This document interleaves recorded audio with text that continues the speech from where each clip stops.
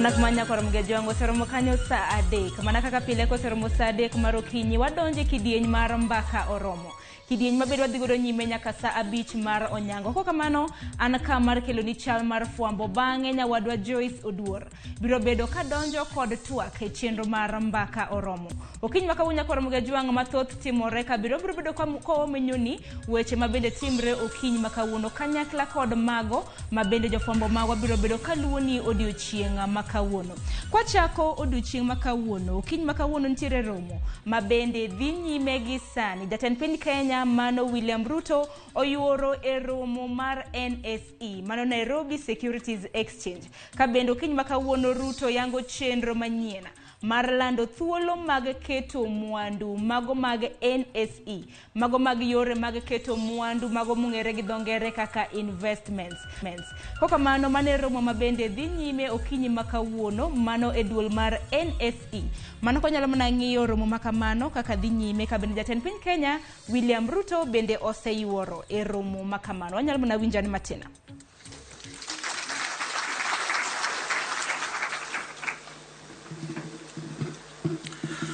Thank you very much, Madam. And now, Your Excellency, Mr. Nicholas Nesbitt, who is the Chairperson, Capital Markets Authority. Mr. Nesbitt, karibu.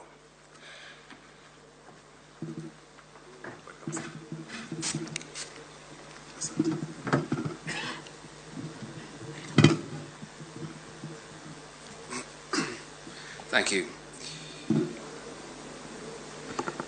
Your Excellency, Dr. William Samoei Ruto, President of the Republic of Kenya and Commander-in-Chief of the Armed Forces, Your Excellency, Deputy President, Mr. Rigathi Gachagua, all invited and distinguished guests, good morning. I'm extremely delighted to join you all today on this momentous occasion for the bell ringing by the 5th President of the Republic of Kenya. Your Excellency, this historic official visit to the Nairobi Securities Exchange a month into your presidency speaks volumes about your personal commitment and your government's commitment to supporting the aspirations of the capital markets industry and amplifies your drive to increase savings in the country. We appreciate your very kind visit. Your Excellency, in my brief remarks, I'd like to make just 3 points. Number one, we must create more education, excitement, and products for the investing citizens. The capital markets has been a critical catalyst in mobilization of savings and investments towards productive enterprise in Kenya. We know that. We have offered citizens the opportunity to generate a healthy return on their investments in the Securities Exchange and intend to continue to do so. And over the last 25 years, we've welcomed the government's role in increasing the number of opportunities for investment by Nyako Ramogi wangu maneno romo mabende dhi nyime achiel kachiel kuwuok e duol mar Nairobi Securities Exchange. Romo mabende oyuore kod jatend piny Kenya Mano William Ruto. Kabedo odiochieng' makawuono jatend piny Kenya William Ruto biro bedo kayango chenro manyien mar lando thuolo mag keto mwandu. Duto te wabiro bedo kwa kiloni weche magwa manyien chakre migago. Kopogore gi mano, nyako Ramogi wangu wadhi ane gimachielo. Kineno ka ma en Directorate of Criminal Investigations Headquarters.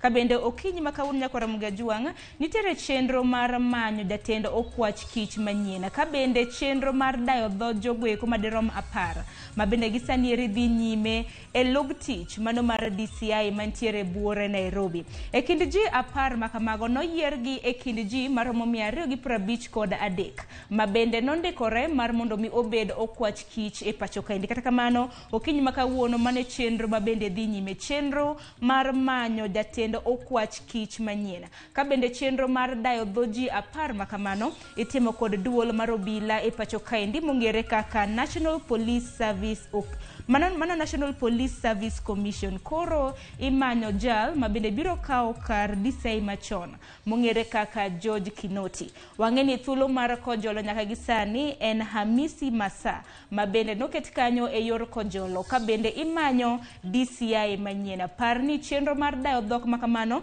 dhi nyime e kar tiegruok mong'ere kaka Kenya School of Government mano mantiere Lower Kabete buore Nairobi. Wabiro bedo kwa kiloni chenro makamano achiel kachiel achiel duto te ka bendo kiny makawuono biro bedo kadhi nyime. Mago duto te nyakora mgajong wabiro bedo kwaluoni odiochienga makawuono. Kopogre gi mano we wang'ini en ang'o kendo matimore odiochienga makawuono. Kineno ma en tipo mar County Assembly. Odiochienga makawuono nyakora mgajong County Assembly mano mar adek yawa yanga e County ma Kisumo kanyakla kod County mano ma Siaya. Ka County ma Siaya yepo makamano dhi tim sa 3:30 mano mar okinyi makawuono gi gavana mano ma Siaya mongere kaka James Agri Orengo. Koro chakre sa 3:30 mano okinyi makawuono James Orengo mano gavana ma Siaya biro bedo kayawo County Assembly mano mar adek e County ma Siaya. Pogruok mabende nitiere e County Assembly ma Siaya kipimo gi County Assemblies mamoko ahinya mago makaluo. Eni County Assembly ma Siaya osebedo mana gi speaker achiel chakre County Assembly mokwongo mar ariyo sani koro yepo mare mar adek. Speaker margi mongere kaka George Okode nochako yier kendo mar mondo mi otinegi e thuolo mar adek. Koro ma en thuolo mare mar tam adek ka bende biro bedo kotayo County ma Siaya. Kopogre gi mano bende County Assembly yepo mar County Assembly mar adek ma Kisumo bende idhi yaw gi gavana ma Kisumo mano Ngire Anyang' Nyong'o. Kopogre gi manya kora mgajwang we wang'ini en ang'o kendo matimore. Odiochieng' makawuono ka en chieng' tarik 11 dwe mar 10 higa mar 2022. Piny ngima hingo odiochienga dhialo nyithindo manyiri. Kero gi dhongere International Day of the Girl Child. Ka bende dhima kata mana wach momi pek e hingo nyasi ma higani en our time is now, our rights, our future. Gidhuluen samarwa en sani, ratiro marwa, ngima marwa mabiro e kinde mambele. Okang' makamano kata mana twak makamano nyadendi Joyce Oduor biro bedo ka donjo godo ka ona sewuok ka mar ng'iyo achiedh nade ma bende nyithindo manyiri kadhe. Ahinya wantiere gi hiemo ohiu, wantiere gi achiedh nade mopogore opogore kata na mag somo gi mamoko. Joyce Oduor nitiere gi jolony ma bende obiro bedo godo ka moko bende biro bedo ka wacho kata na sigandegi kama bende gisechope nyaka gi sani. Kopogore gi manya kwara mgajwang wadhi nyime odiochienga makawuono kanyakla gi weche ma bende waluoni e chal mar fwambo. Kineno tipo ma bende inene TV ni kanyo mago gin kothe rang'eny mopogore opogore. Neno muogo kanyo, neno bela, neno oganda kanyakla gi mamoko. Odiochieng' makawuono nitiere romo ma bende jiwo pith mago kothe machon ahinya mongere kaka mag nyaluo kata mana kier manitiyo godo chon. Weri gi moko donjo sani magwe kominyino mongere gi dhongere kaka GMO. Okiny makawuono stakeholders kata mana jokanyo mago mawuok e duol mopogore opogore odiochieng' makawuono biro bedo ka romo e magawa moro mantiere Buore, Nairobi. Chenro margi okinyi makawuono en jiwo pith ahinya ne kothe ma bende nitiyo godo chon. Magawa makamano biro bedo ka bago twak makamano chakre sa 2:30. Twak makamano chakre sa 2:30 mar okinyi ka bende biro bedo ka dhi nyime nyaka sa 6 mano mar odiochieng'. Ka bende romo makama biro motelo ne hingo odiochieng' chiemo e piny mangima ma bende ibiro bag chieng' Jumapil mano mar jumani mano chieng' tarik 16 mano mar dwe mar 10. Wach makamano bende jofwambo magwa luwo okinyi makawuono. Kopogre gi mano benya kwara mgajwang adwaro tieri e weche matimore e County ma Kisumo. Tipo mineno ma en tipo mar rech. To ken tipo mar rech nyakwara mgajwang okinyi makawuono Lake Victoria BMU Network Executive Committee mano committee ma bende kelo jokanyo kanyakla ahinya mawuok e counties ma Busia, Siaya, Kisumu, Homa Bay gi Migori. Okinyi makawuono gintiere koda romo ma bende gitimo e County ma Kisumo. Romo makamano en mar twak ahinya e wi lokruoge ma bende ne okoketi e migao mano mar lupo e kinde ma bende jalup jatend piny Kenya nachiwo kata mana lokruoge e migepe mopogore opogore. Koro kaluwore gi kamiti makamano giwacho kata mana gikwayo jatend piny Kenya mar mondo mi otim lokruoge makoni kod kocha ahinya e migao mano mar lupo e pachoka ka bende jo lupo e pachoka kinde ka kinde osebedo kod achiedh nade makone kod kocha.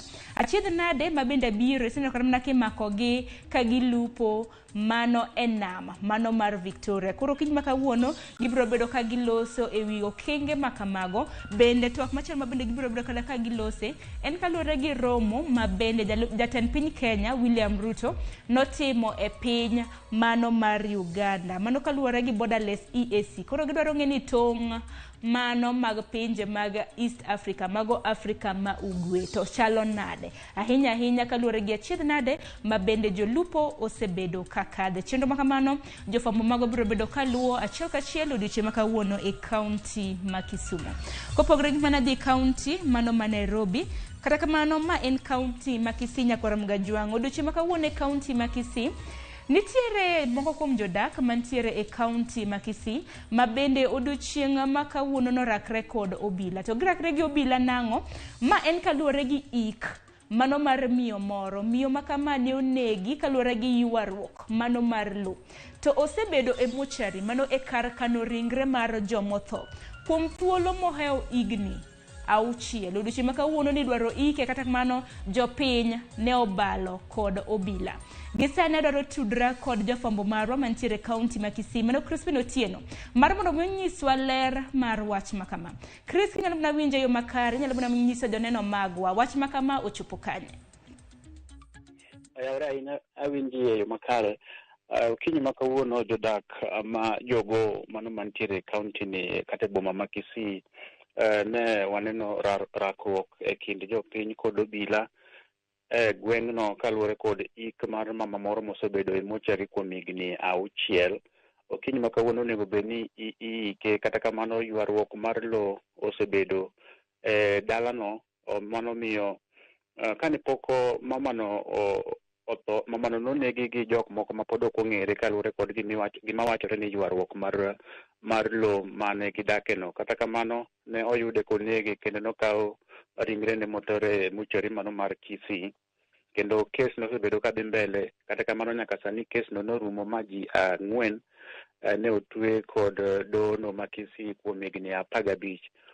Miyo familia mare wacho ni nitiere ot matin ma mamano aye mane dwani mondo oike okinyi makawuono. Kata kamano ot maduong' wacho ni ok nyal ike kinde ma pod jaode kod nyithinde ok nitie machiegni. Gintiere gino ma dho ngere wacho ni under witness protection. Omiyo ne rakruok obedo kanyo kind jopiny gobila ma ochuno obila odwoko ringre mamano nyaka kar kano ringre ma hospital ma Kisii ka pod girito chenro makare ma nyalo kelo kwe kendo giyud kaka inyalo ike e yo moro makare, nimar mamano osekawo higni 6 chakre ne yud ringre mare ka onegi kendo okane e bungu moro mantiere alworano. Omiyo mane wach ma watemo luwo machiegni, kendo obila ma wawuoyogo mano OCPD ma Kisii Central Amos Ambassa wacho ni ok degier mar neno gino makamano, kendo girito ni nyaka giwinj duoko makare kuom familia ariyogo mayware mondo gichiw tarik ma ringre mamano ibiro kel. Mamano kong'ere kod nying mar Catherine Mokaya mane otho ka en higa 29. Erokamano ahinya Crispin Otieno, wawinji e yo makare. Nyakwaram Gajwang' mano jafwambo marwa e kaunti ma Kisii Crispin Otieno ka bende nachuonwa mana ler kaluwore gi ik mar miyo moro ma bende osebed ka okane kar kano ringre mar jomotho ma Kisii kuom thuolo mar higni 6. Winjo kanyo ka Chris olero ni nek mar miyo no ne onege kaluwore gi ywaruok mar lo. Koro kiny makawuono mano e wach ma bende Crispin Otieno biro bedo kaluwonwa e kaunti ma Kisii. Katika Nyakwaram Gajwang' kaduogo e kaunti ma Nairobi, wach ma bende nasenyisi motelo. King'iyo ma en tipo mar log tich mano mar okwach kich. Kabendo kiny makawuono duola mochung' ne obila e pacho kaendi timo nonro ahinya ne jotelo 10 jogo ma bende gombo bedo okwach kich e pacho kaendi. Kiny makawuono chenro mar dayo dhog gi dhi nyime. Ma e chenro ma bende dhi nyime okiny makawuono. Mana ko nyalo winjo matin. That we have today. So we welcomed you here so that we can begin together And as we proceed on, we'll keep members of the public and also yourself updated on the progress of this exercise. Thank you very much. Is there any commissioner want to add anything?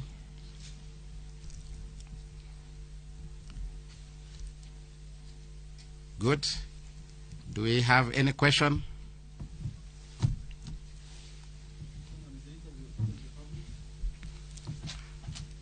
We have allowed public participation from at the onset. It's good to say we have received memorandums from the public, and we have also kept the public communicated on the progress. On the exact process of the interview, for purpose of this being a security position, we will be able to communicate with the public when we have sufficient information to give. Nyakora magajong maloso kanyo en jakom mar dul mochung'ne obile pacho kaendi mano National Police Service Commission mong'ere kaka Eliud Kinothia oloso kanyo kabine chenro mar dayo dhoji 10 mabende gombo bedo okwach kiche pacho kaendi koro chakre ayanga kabine chenro makamano timre e kar tiegruok mong'ere kaka Kenya School of Government mantiere Lower Kabete e county ma Nairobi. Kopogre gi manya kwa ramgajuanga aduok nyaka Buore Nairobi ka bende odiochieng' makawuono. Ntiere apaya mano mong'ere kaka Uhuru Highway mabende nolor chieng' tich abich mar juma mokalo kod duol mar Kenha mano duol mochung' ne wanga peini e pacho kaendi. Koro negi loro apaya mano bath apaya ma Uhuru Highway inya kintiere roundabout mong'ere kaka Bonyala nyaka roundabout mong'ere kaka Haile Selassie nolor chieng' tich abich kar sa 4 mar otieno. Koro odiochieng' makawuono kanoromo mano sa 11 mar okinyi no yawe ayanga. Ponono ni nitiyo kod apaya makamano nyalo nyiso ni ponono ni no yawe kata oyo. Kalure gi duol mar Kenha negichiwo milome ni lor mara ni lore chieng' tich abich. Kabende yepo mara ni yawe ayanga okinyi makawuono mano sa 11 mar okinyi. Koro ponono ni nitiyo kod roundabout makamano mano apaya ma Uhuru Highway. Ibiro bedo kisomonwa paro nyiso ni ponono ni wang apaya makamano oyawe kose podo lore. Kopogre gi manya kwa ramgajuanga dwaro mar mondo mi watiek gi wach moro mabende timore e county ma Mombasa. Kineno tipo ma en tipo mar IBC duol mochung' ne weche mag yiero e pacho kaendi. Okiny makawuono e county ma Mombasa moko kuom jogo manotayo chenro mag yiero Mombasa chano bago ng'anyo e dho apis mano mar IBC mantiere e county ma Mombasa ka gidwaro pesa maggi mabende giwacho ni pok ochulgi nyaka sani. Wang'eni yiero notimre chieng' tarik 9 mano mar dwe mar 8 mar higani. Nyaka sani koro en dweche madiroma achiel ka nyaka sani madiroma achiel law kata mana 2 ka agents mabende nochung' ne yiero e county ma Mombasa pok ochul. Mane wach mabende jafombo mar county ma Mombasa George Aoko biro bedo kaluonwa ng'anyo ka ponono ne gisechako ka pod wadhi nyime gi chenro mar mbaka oromo wabiro bedo kwa kelo ni ng'anyo makamano achiel kachiel. Kok manya kwa ramgajuangi kanyo bende makelo wa e giko mano mar chal mar fuambo mabende nwantiere godo okinyi makawuono. Weche mabende biro bedo ka tucho duchi makawuono bende biro bedo kolwonu mar mondo mwakelgi e weche wa manyiena chakre sa migago mano sa 7 marodu chieng' sa 1 kanyakla kod sa 3 marotieno. Kwa kamano mabiro en twak e chenro mar mbaka oromo ka bende duchi makawuono en odiochieng' mabende piny ngima hingo odiochieng' dhialo nyathi manyako. Joyce Dur donjo gi twak makamano kikidhi mabor.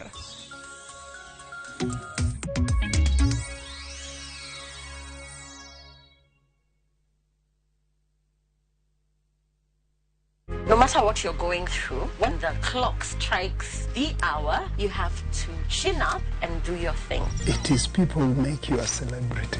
You see them on TV, online, and listen to them on radio.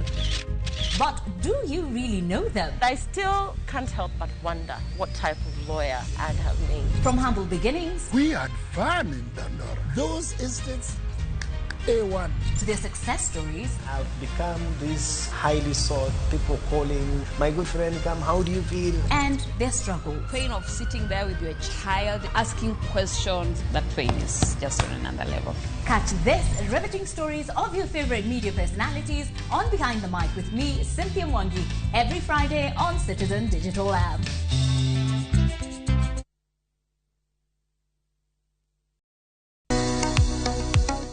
Bein kod penjo mora. Hello, penj laktar. Hello, doctor. Kata paro ma osebedo ka chandi ne wach ngima kod thieth. Wakeloni puonj maleo moa kuom lakteche molony e yore thieth te. Biro tero wachiel kachiel e yor puonj. Koro ka laktar oseneni wacho ni nigi tuo mar kansa, ma ema bedo ga stage mar 2. Chieng' wuok tich nyaka tich abich, wakeloni lakteche mopogore opogore mabiro puonji gimoro amora e wach thieth kod bedo gi ngima makare. Riwri kod Ruth Otieno, sa 12 e penj laktar, mana e Ramogi TV.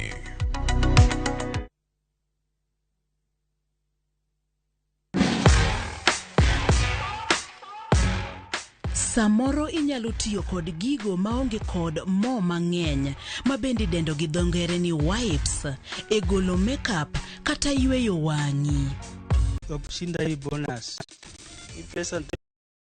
12 correct predictions. Join the bonus movement. Cheza Shabiki Jackpot Mbao kwa kutuma neno SJM kwa 29063 na huenda ukajishindia zaidi ya shilingi milioni 20 kila wiki. Shabiki Jackpot Mbao, the easiest jackpot in Kenya. Not for persons under the age of 18. Betting can be addictive. Play responsibly. Shabiki.com is authorized and regulated by the BCLB. License number 416.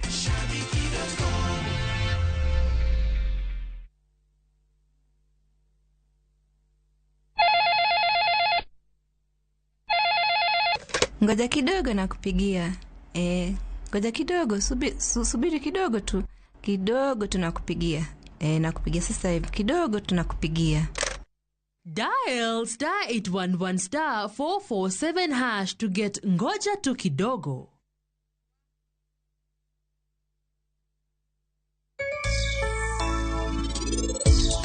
Isakaponi hera marwa gi yie. En gima yom ahinya, maka gimora mora matino yienge to kethre. Ere kaka ng'ano ng'eyo weche gite kuom Dhruv? Akia kata ni anang'o manyalo nyise sani. Donge bihano mi mana ndalo ariyo kende. Ini botimo ang'o kuom ndalo ariyogo? Ibotimo hono. Analoro droni. Omiyo koro wang'ni, Dhruv pande yo kibitimo na gimora mora marach. Deal ni deal. Dial *334#. Ebu tuma za lashes. Rajamina poverty. Tume social distance. Make chaguo smarter on voice, data, and now on Airtel Money. Airtel, the most affordable network.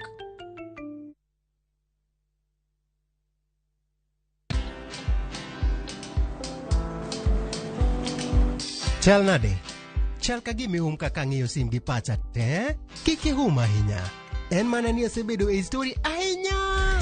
Mana kaka rali manyochacha ne chal ka gima ne an kanyo kane otimo. Kendo kane iyawo chiro manyien ne chal ka gima ne an kanyo. Sama ne imiyo welo mapacho ka nengo mogonyore nam chumbi ne antie. In bende inyalo bedo e story kamora mora. Download mana Citizen Digital. Bed iyo ng'ala manyime gi weche manyien ka gi tuch kod gik mamoko ka gi timore kendo opogore pacho ka kod pinje ma oko.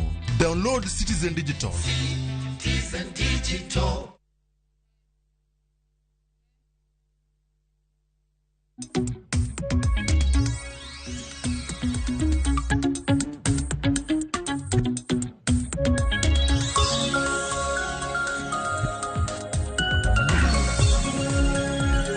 Nyakora Mogejwang' odiochieng' makawuono tarik 11 dwe mar 10 higani mar 2022. Piny ngima hingo odiochieng' nyathi manyako kata dhialo odiochieng' nyathi manyako. Odiochieng' mabende oket tenge ne ng'iyo moko kuom achiedh nade makoni kod kocha ma nyithindo manyiri kale pacho kae kaachiel kod jiwo nyithindo manyiri e sectors mopogore pacho kae. Mane momiyo odiochieng' makawuono noket tenge mar dhialo nyithindo manyiri duto manitiere pacho kae. Ka odiochieng' makawuono kata higani mar 2022 bende koro kelo higni 10 nyaka ne wachaka ayanga hingo nyithindo manyiri kata dhialo odiochieng nyithindo manyiri e pacho kae. Mane thuon wach mabende wadwa twak odiochieng makawuono e chenro mar mbaka oromo kata e twaka e chenro mar mbaka oromo. Twak mabende chakore sani nyakango mol kanyo sa 5 mar onyango. Nyinga Joyce Oduor. Tokan kenda mar mondo mi wabeda kod twak maket kod mai twaka mar dhialo nyithindo manyiri e pacho kae kata mar dhialo nyathi manyako e pacho kae. Antiere kod welo adek mabende wabiro bedo godo kod twak mong'etha mar manyo weche yore mopogore opogore mar jiwo nyithindo manyiri e pacho kae. Mano kotudore kod achiedh nade mabende gikale kotudore kata kowuok e sectors mopogore opogore e pacho kae kod manyo yore makare minyalo jiw godo nyathi manyako ma eko nyuol madhi e skul nyaka koro ochop kama koro onyalo dak e ngima maber mokalo. Ka bende thuon wacha kata dhima mar odiochieng makawuono mabende oket tenge mar dhialo odiochieng nyathi manyako en kaluore kod ni ma e sa marwa kata sa marwa en sani. Onego beni wabedo kod ratiro marwa ka bende wang'iyo ngima wa mambele. Kata kawacho kanyo kod dhongere en ni our time is now, our rights, our future. Nyathi manyako onego beni ng'eyo ratiro mare e yo makare. To gin ratiro kaka mage ma nyathi manyako nitiere godo e pacho kae. Gigo mabende onego beni noketo mbele mar neno ni ngimane mambele obedo makare e kinde mabiro. Mane momiyo mana kaka senyisi nyaka Ramogi Tv wantiere kod welo adek e studio kae. Wendo achiel kende e mantiere godo e studio kae ka welo mamoko wendo achiel nitiere studio ma Kisumu ka wendo machielo tudore kodwa achiel kachiel e yor lony manyasani mano mar Zoom. Wendo mabende antiere godo e studio kae okinyi makawuono en Karen Akinyi mabende en jaked ne ratiro mag nyithindo manyiri kachiel kod joma mine pacho kae machiegni ahinya Karen e studio marwa. Erokamano. Mae mari mokwongo limo odiochieng makawuono. Kawuono en odiochienga mokwongo batamoran kae. Erokamano ahinya. Erokamano. Nyako Ramogi Tv wendo wa mar ariyo mabende antiere godo tudore kodwa achiel kachiel ka entiere studio marwa mayudore boma ma Kisumu. Mano Karen Anyango Owuor mabende en ruoth ma Kombura location. Mano mayudore e sub county ma Kadibo mano e county ma Kisumu. Ichio nade Karen Anyango Owuor ka entiere county ma Kisumu kono? Achio maber Joyce. Achio maber kabisa. Kenda mor agone Nyasaye erokamano moloso kinde mondo wabed kanyakla e studio mar Ramogi kae. Nyinga iluonga ni Karen Anyango Owuor kaka isewacho no. An chief mar Kombura location e Kadibo division e Kadibo sub county. Erokamano kendo amor kabisa. Erokamano ahinya. Nyako Ramogi Tv wendo wa mar adek mabende tudore kodwa achiel kachiel e yor lony manyasani mano mar Zoom en Ruth Auma Ramogi mabende en jalup ruoth mano mabuoye sub location. Ka bende giduto gidwa mana konyowa e chwalo kata e dhialo odiochiengni mabende piny ngima dhialo nyathi manyako e kor gwenge duto mapacho kae. Ruth Auma Ramogi ichiw nade ka intiere buoye kono kinyi makawuono Ruth? Erokamano, achiew maber, Nyasaye orita neno odiochieng' makawuono. Erokamano. Odiochieng' makawuono. Erokamano ahinya. Nyako Ramogi Tv mana kaka iseneno mage welo mabende wantiere godo o studio kata biro bedo godo kod twak mong'etha okinyi makawuono twaka mabende otudore kod dhialo nyathi manyako e pacho kae. Inyalo chwalonwa ote mari kata inyalo chwalo ne ote nyathi manyako mora mora manyalo bedo ni nitiere pacho kae. Ote ichwalonwa e namba mar ote machuok kama en 3-600. Facebook kaka pile yudo wa Ramogi TV, Twitter @Ramogi TV. Kan bende inyalo tudri koda e Facebook page mara ma Joyce Oduor, Twitter handle en @JoyceOduor_. Kawachako twak marwa yanga odiochieng' makawuono, kawachako kodi Karen Akinyi, kawantiere kodi e studio marwa e boma ma Nairobi kae. Odiochieng' makawuono piny ngima hingo odiochieng' nyathi manyako kata dhialo odiochieng' nyathi manyako. Ang'o momiyo odiochieng' makamae noket tenge mar dhialo nyithindo manyiri e pacho kae? In kaka jalno makedo ne ratich nyathi manyako kaachiel kod mago mag joma mine. Kuom an kadok ago erokamano kendo ka an awacho chieng' manoket mar dhialo nyathi manyako ni ne osebedo gi ndalo mang'eny koseket ni nyathi manyako onge gima ditime piny. But kuom an amor kaka no tengo odiochieng' mar nyathi manyako bomiwa time mondo wa celebrate nyithindo manyiri. most of the time nyithindo manyiri osebedo neglected in the grassroots areas. Momiyo no onge kuma nyathi manyako de gima nyathi manyako di tim onge. Nyathi manyako en ng'ama onego bedni tiyo mana tije ot kacha. But kuom sani kuom lony mang'eny mosebedo katimore, waseneno nyithindo manyiri osebedo ka sani kata kineno kata nyocha wan gi elected governors, MPs, waseneno gin mana mine. Emomiyo chieng'ni noket chieng' mar nyathi manyako mondo mi wa celebrate nyithindo manyiri. Yeah. Kabiro korka kori Karen Anyango wuora ka intiere studio mar Boma ma Kisumu kono. Ka wang'iyo thuon wach mar odiochieng' ma kawuono, ma bende en odiochieng' ma piny ngima dhialo nyithindo manyiri kata dhialo nyathi manyako e pacho kae. Thuon wach ma higa ni en ni ma e sa marwa, ratiro marwa, ngima marwa mambele. Ere kaka nyathi manyako e pacho ka ng'e ni in kaka ruoth mano ma Kombura location ma bende yudore sub county ma Kadibo pono ni tiyo machiegni kod nyithindo go manyiri machiegni ahinya. Ere kaka onego bed ni ijiwo nyathi manyako mondo ng'e ratiro margi e pacho ka to gin ratiro kaka mage? Erokamano Joyce, kendo amor ne chenro machalo kama nikech ober. Nyathi manyako nigi ratiro mare. To kendo ratich nyathi manyako onego bed ni warito kabisa. Chon nyithindo manyiri ne ok obedo recognized e piny ma wantiere ni, kata ndalo minewa kata mana maybe ndalo wa be ok ne gibedo recognized ahinya. To wamor nikech piny masani ok recognize nyathi manyako, be momiyo wabedo jok ma wan kawuono gi. Koro en odiochieng' maber kabisa nikech miyo nyathi manyako ng'eyo ni en bende en kod chia kendo en kata kod teko e piny ma wantiere sani ni. Koro miyo en wach maber kendo wach maber kabisa. Kendo pod omedo siro nikech nyathi manyako ni kod ratiche, en gi ratiche mar somo, en gi ratiche mar yudo tich be piny ma wantiere ni, en kod ratiche bende mar bedo gi yore mang'eny kata weche mang'eny mabecho e society ma wantiere gi. Wantiere kod ratiro mikwa. Anyango ka intiere studio mar Boma ma Kisumu. Wadhi ane korka Ruth Auma Ramogi ma bende en jalup ruoth kata assistant chief mano ma Buoye sub location duto ma bende yudore e county ma Kisumu. Korka kori Ruth Auma Ramogi, kaka jago ma bende yande owal mana machiegni kaka jalup ruoth kata assistant chief e gwengego mag Buoye kata e sub location ma Buoye e county ma Kisumu kono.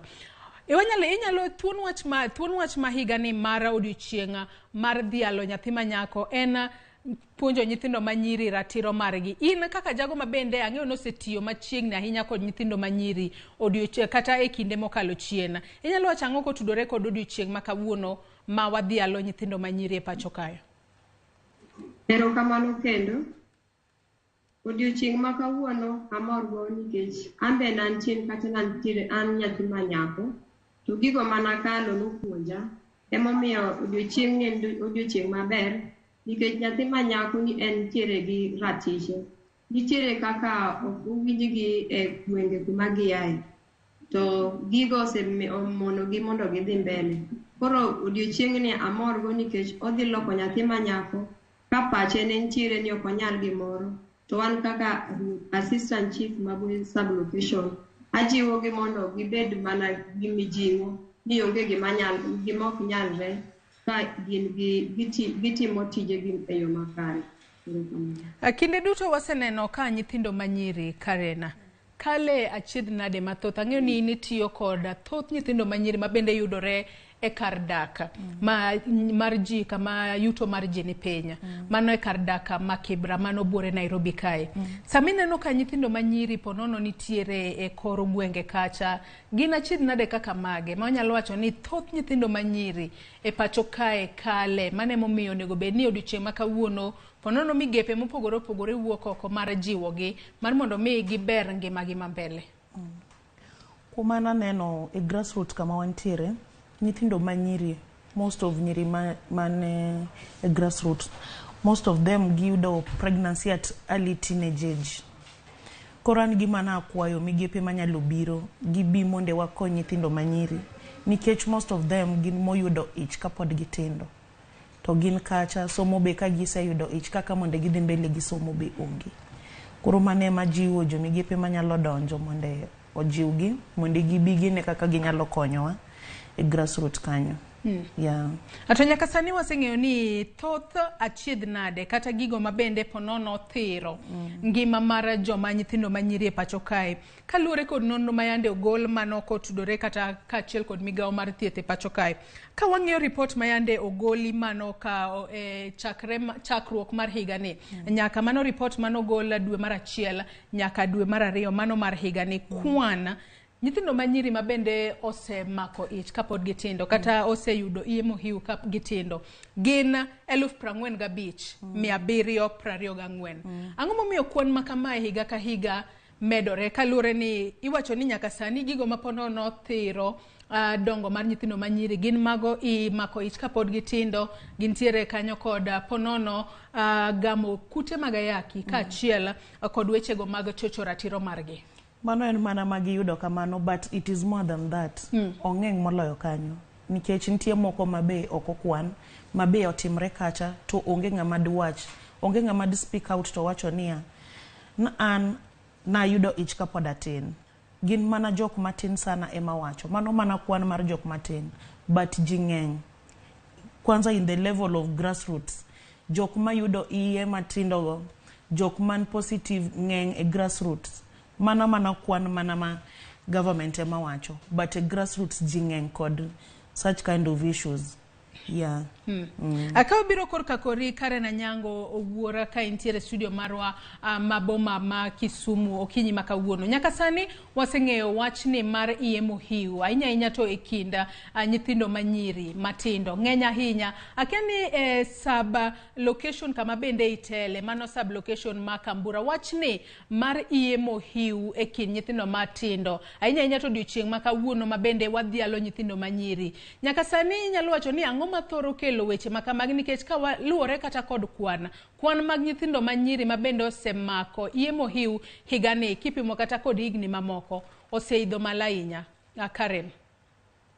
Joyce, kwang'iyo kinde machone ka nyathino omako ich ne bedo wach malich kabisa kendo ne en gima ne bedo gima lich. To aseneno ni e piny ma wantiere sani iyudo kata ka nyathi manyako omako ich to alaumu janyuol, especially janyuol mamama. Ok wabed piny gi nyithindwa mondo wawuo kodgi mondo wanyisgi rach mag mako iemo hiu.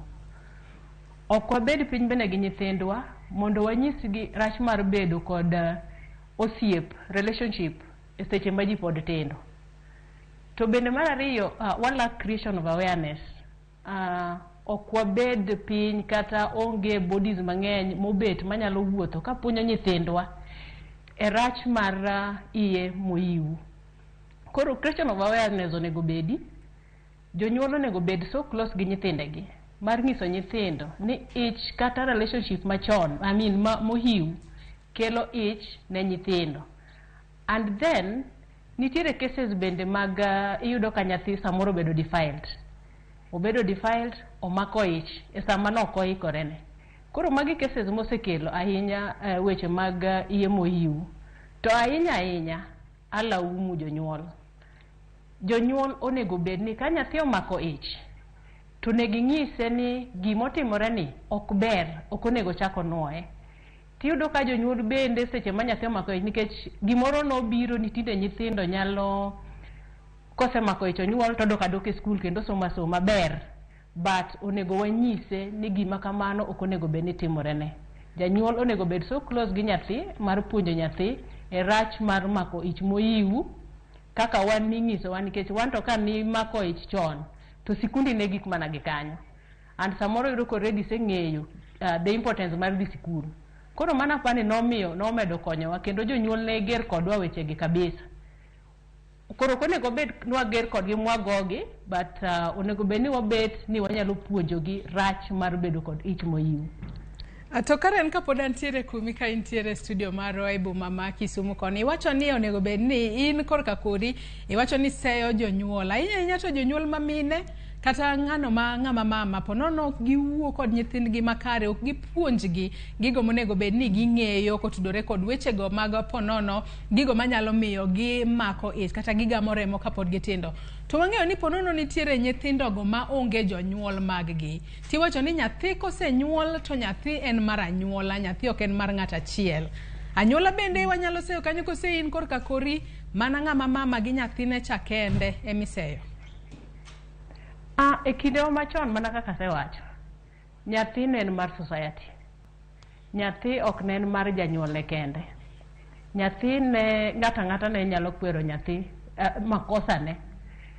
To piny mantiere sani ni tiyudo ka ng'ato ok yie mondo nyathine okony gi ng'at moro machielo ma ok nyathine. Koro we need onego wa on nyithindwa. Nyithindo onego bed mag society. Ma kata an anyalo kwero nyathi moro, kata ng'at machielo nyalo kwero nyathina e seche ma nyathi dhi astray, sama nyathi dhi e yo moro ma ok ni kare. Joyce iyudo ni nyithindwa masani gi gin nyithindo matimo relationship. Nyathi ing'ama duong' ibiro tiyude kata kochung' gi nyathi mawuoyi, be ok bi chande, be ok ibi yudo kata kobuok, gire motimo nobiro timo motieki. To nikech society ok omiya chik kuom nyathine ni nanyalo kwere kata nyalo time nade, kendo en bong'e ni en right ne mondo bed gi relationship no, en gi right mar mondo chung' kata mana gi gweno kaka ochung'no.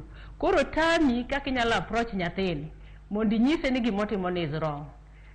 But gima neno onego bed ni wan kod bodies moko manyalo wuotho kata mana e schools, ginyalo biro kata e barazas wagi, waloso negi barazas to giwuoyo kod nyithindo. To kata kaka wan leaders man society, wan bende wawuok oko mondo wawuo kod nyithindwa manyiri e ngimagi ma kawuono kata ngimagi ma kiny.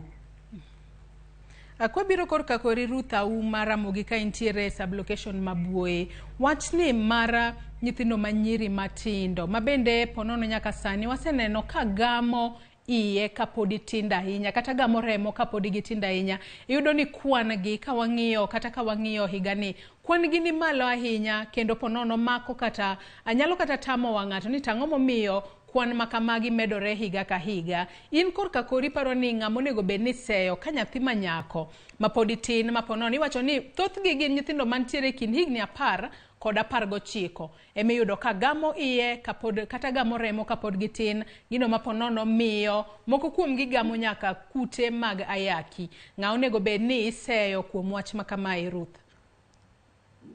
Ng'ama onego bed ni iseyo en janyuol, nikech janyuol oseringo responsibility mare kaluwore gi uchumi. Nyathi en ng'ama imiyo ka janyuol neno uso, omiye okapu ni odhi do to do mondo ousi.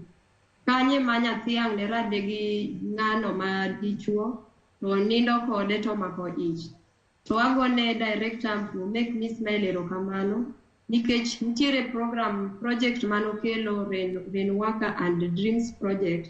Wapuonjo nyithindo manyiri, wadhi e skunde, nyithindo manyiri wapuonjo nikech nitiere lokruok ma chako lokore e nyathi manyako, koro obedo motang' ne wach mar mako iye.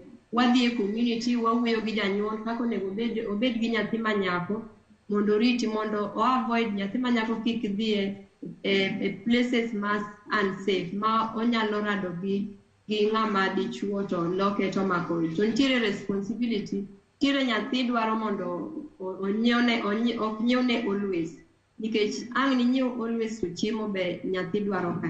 Koro idhi weyo mano ni en mar nyathi, ng'ama biro nyiewo opposite sex ema biro nyiewne, mondo opposite sex ema dhi nyiewne, to kosenyiewne chudo nitiere bang'e. Emomiyo nyathi ma nyako nyiri mako ich. But ago erokamano bende senior chief of the area, nikech project ni timore e area mare. Baraza koluongo to oluongo ji to iwuoye e gik manyalo miyo nyathi manyako bedo makare mondo kik omak ich. To mana kaka iwacho kar dhogi kanyo Ruth, iwacho ni ponono jonyuol kaluwore kod pek mar ngima sani, ponono janyuol onge kata kod saa mar loso kod nyathine mar mondo mi opuonj nyathine weche achiel ariyo adek kata oket nyathine laina mar mondo mi onyise ni kitimo kamae tinyalo gamo remo, kitimo kamae tok ber. Wang'e ni adiera to pek mar ngima nyalo bedo kopogore kod janyuol. Bende janyuol nyalo kata luongo ng'ato mar mondo mi owuo kod nyathine kata obedo ni ponono pek mar ngima omiyo en ok onyal wuoyo kod nyathi. To bende wanyalo yudo ni nitiere jonyuol moko ma bende wigi kuot kobiro kuom loso kod kuo e wi gik machalo kamagi kod nyithindo. Onego bed ni gitime e yo machalo nade, Ruth? Okay, nitiere jogo ma tiyo gi mine e community gin household, gidhi house to house, mano CHB. Nitiere kaka giwuoyo, ka okelnegi wach to gidhi wuoyo gi nyathi e yo monyalo ritore godo mok janyuol.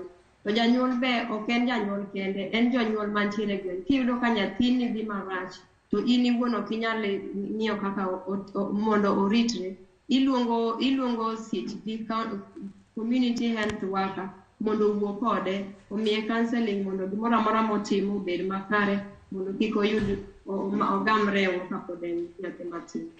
Kaduoko twak e studio kae ira Karen Akinyi, in kaka community health worker, winjo ka Ruth Ramogi owacho kanyo ni une maponono onego bed ni ukonyo nyithindo gi manyiri mar mondo mi uketgi e laina. Inya to odiochieng' ma kawuono ma bende wadhialo nyathi manyako, idhialo nyithindo manyiri duto mayudore e piny ngima, ok mana e piny Kenya kae kende.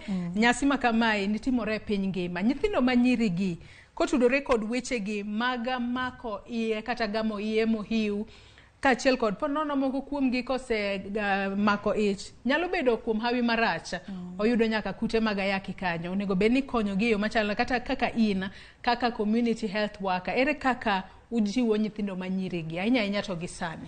Kuom an kaduogo kendo awacho niya, an kaka community health volunteer, an gi households 100. To mondi kata these households 100 mondi wuogi kila ng'ato. Ponono ng'ato nyalo penjore ni intiere kod households 100 gin 100 households mago gin iwacho ni ute ma ing'iyo kaka in CHV, ing'iyo ute omi nitie locations momi, iwacho ni mapping omi locations koro in gi ute 100. Koro ute 100 gi onego bed ni wuotho e ute gi 100 every month. Asto nitie reports mitero, nitie duoko miduoko bang' kila dwe, nitie duoko miduoko. Koro iwacho ni ute miwuothegi iyudo jok machal kamae, mine iyudo matuo kamae, mayach kamae, nyithindo mayach kamano, man positive be indiko. Koro mane ka mwawuothe kodgi, but wan kaka organization wan gi organization iluongo ni Feminist Center, Human Rights, wan kod Olympic Culture iluongo ni economical empowerment. We empower any girl to wan nyaka gi mentorships every Sundays. Mwan kod nyithindo from 9 years to 18 years. Wa mentor gi, wanyiso gi mae e procedure monego bed ni luwo, mae ok onego bed ni timo kamae. But kuom wase wuoyo kodo, onge mosebedo ka mess up. But households ma wuothego to nitiere weche kidogo. Koro mana emomiyo sometimes wabedo kodgi piny to wanyiso gi yorni emonego bed ni luwo. Ng'enygi kaka mana kaka chief owacho ni nitie responsibility en mar janyuol. Yes, en mar janyuol, to be inyalo yudo ka nyathi ohingi. Koro wan kaka community volunteers wadonjo e iye, wawuoyo gi nyathi. Nitie gik moko mabe timre e households mabe daki bed ma nyathi nyaka bed mana kodi piny to ng'isi, madako bed kod janyuol ne wuon to pimoni. Koro ini nyalo biro to kaka ibiro wuoyo kode emomiyo obiro nyisi gima timore. Emomiyo wa take time wa monde be nyathi obed open kodi, biro take time. En process midhi mos, ok ichopa sani tidwa atake ni mondo nyisi gima timore, ok obi nyisi. Nyathi manyako en wuoyo kode, jonyuol dwan mondo go kod nyathi koko, mano ok kony nyathi. Wanyalo wacho ni jonyuol ponono ema ketho weche kalure ni seche moko kata kodwa kweri gimoro to ok okweri mos, odwa no chak koko kodi. Emomineno ka wan health volunteers nitie meetings mwadhiye mipuonjowa kaka inyalo handle nyathi manyako. Nyathi manyako kigo kode koko mondo mi onyisi gima timore, mondo mi onyisi kaka chief owacho ni minen kata kiyudo nyathine tinyise ni kidhi nyise ni nyathini ayudo katimo gima kamae, ok onego bed ni handle nyathi kamano. Nyathi manyako en nyathi miwuoyo kodo, itere mos, inyise ni kama emo onego bed ni luwo, kama emo onego bed ni timo. Yeah. Ikele lain mos, ma Ikele ok lain ni mos. ichako Yeah. gone Nyathi daki go kode koko. Daki go gi nyathi koko. Nikech kata an gi nyithindo manyiri. Nyare en teenager ni 11 years. But kaka handle with care ma anything kata kwa timre oko kacha kata mana urom mana gi nyathi ma wuoyi ong'ise kamae. Nyako duog buo ng'isa ni mama na romo kod ng'ama kamae to ng'isa kamae. Tang'ise ni sani piny okethore. Sani nyithindo manyiri chuo take advantage maru. Onyalo yusi kamano to timo kodi gimoro marach. To ichna kanyo kute megayaki ben kanyo. Koro in monego bed ni ng'iyo kaka iwuotho kodgi. Ting'ise niya an kata gimoro kidwa miya. Janyuol bro timra nade? Bro miya. To koking'iso nyathi kamano iniwe nyathi kowuok to nyathi owuok. Onge kuma nyathi dhiye. Nyathi nyaka ikete lain. Nyise kama gi kama. Kama yo monego bed ni luwo. Nyathi ok iwe kamano. To bende nyaka sani nitiere jomoko ma ponono seyo kit rwakruok ma nyithindo manyiri sani rwakore gode ma ponono keto ngimagi kama ng'aw mar kata mano ma ng'ato nyalo kata maki to chocho ratiro mari ponono e yor bembo kata e yore mamoko. Mano bende nadie to be mano janyuole monego bed ni ng'iyo kose ng'a monego bed ni ng'iyo kido kaka nyathi rwakore godo. Rwakruok to an daka wach ni rwakruok rach. Nikech kata an abiro mana kae ka rwakra ka kinena rwakra. Kane kijiji kocha nitie kaka rwakra. But rwakruok mar ng'ato ok onego bed ni iketo ni emomiyo joma chuo mako mon. Mentality mege chuo ng'ama en rapist en rapist. En ng'ama mako nyithindo.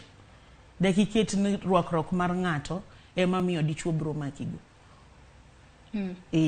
Mano koro ponono ena jomoko mantiere kod paro marach. Koro kiyudo ka nyathi nyalo mako nyathi ma ja 2 years kata 1 year. Mano nyathi no rwakre marach kanye. Mano nyathi no rwakre marach kanye. Macho nyathi ma pod tin no rwakre marach kanye. Kik wach ni wach mar rwakruok mar ng'ato emomiyo chuo makoji.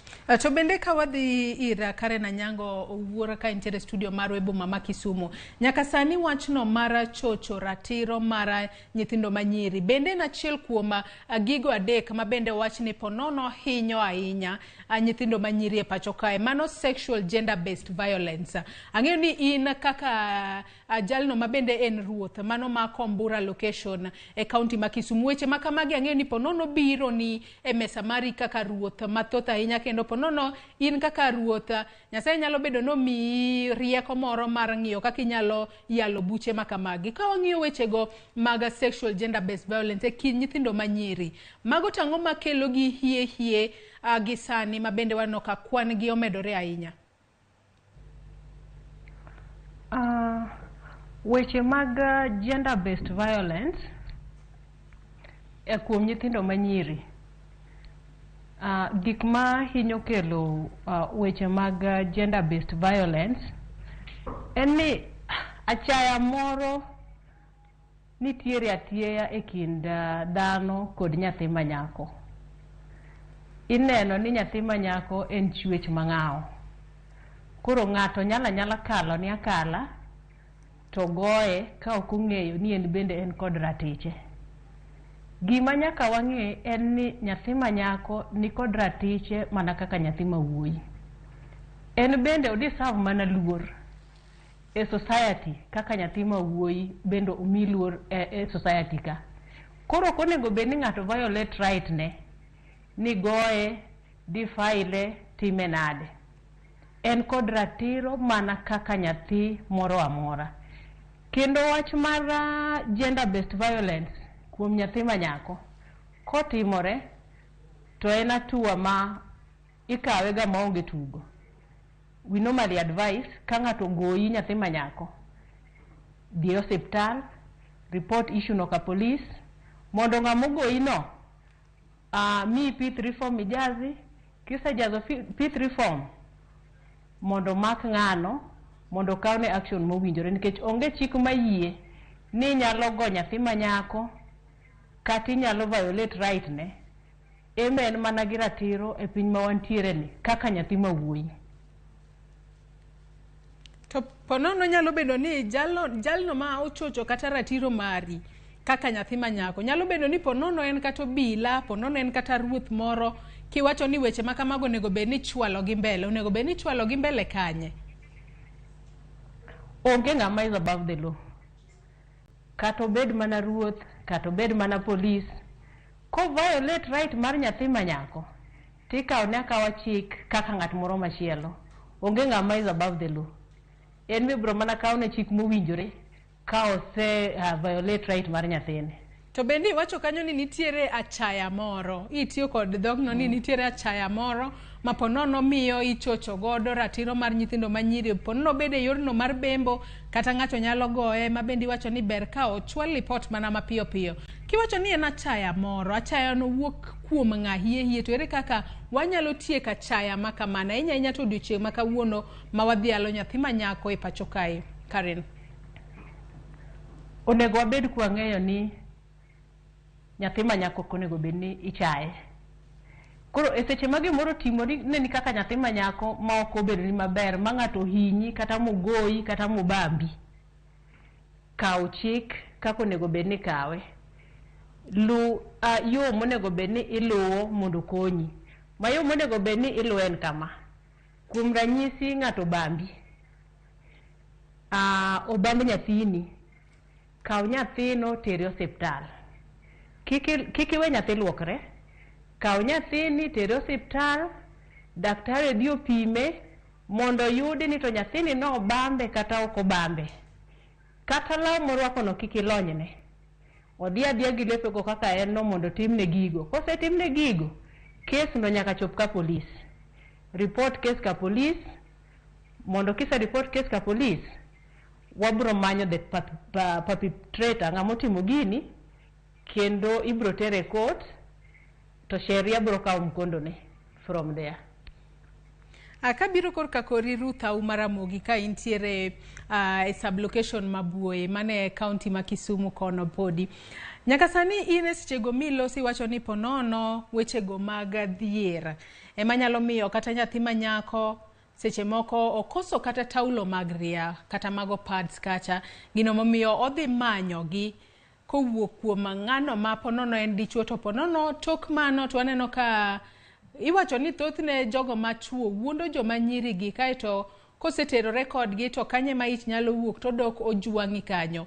Weche gi mag dhier bende in kaka jalno ma bende nyocho wala kaka jalup ruoth mano e sublocation mag Buoye, ang'eyo ni ponono ngimani ma kapok ibedo jalup ruoth ok ne bene, mana kinyalo leronwa kaka nikedo kata inyalo kedo kod weche gi mag dhier man mondo mi kiket ngima nyathi manyako kama ng'awo mar ponono manyo gik moko kata kaka taulo mag ria kowuok kuom ng'ama dichuo. Nyathi manyako kata kiwuoyo godo kaka onyalo ritore mondo kik orad gi weche machalo kamano. Janyuol nitiere programs ma ipuonje kaka onego bed stable. Nitiere program mar household economic strengthening. Mano wapuonjo janyuol kaka onego obed no pidho kata gweno, to koda gi gweno, pidho gweno ma samoro ka nyathi manyako dwaro gimoro kaka pads to nyalo tiyogo to nyiewo. Kaka kitchen garden wapuonjo jonyuol mondo gibed ka gipidho alodi, ma kata ka giseuso matin to nitiere groups kaka saving group. Janyuol osave pesa matin to ng'i program ne ma kako nyalo holo loan. Nitiere odiochieng' miyo holo loan mondo ing'iyo kaka nyathi manyako inya nyiewo ne gik moko at the right time mondo kik opodh e lwedo marach.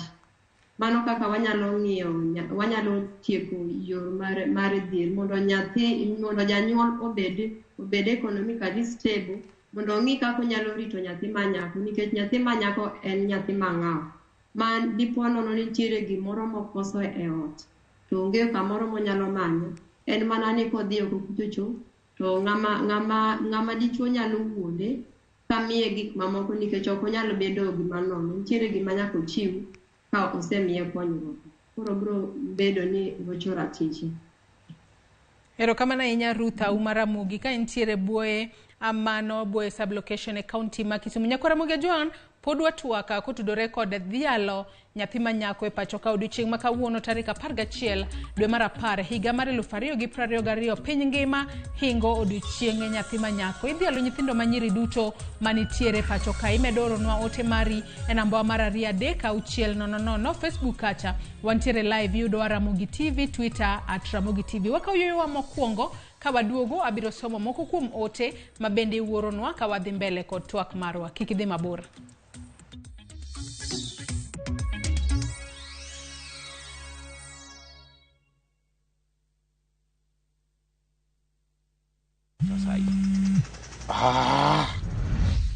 Is the shore for the nywele?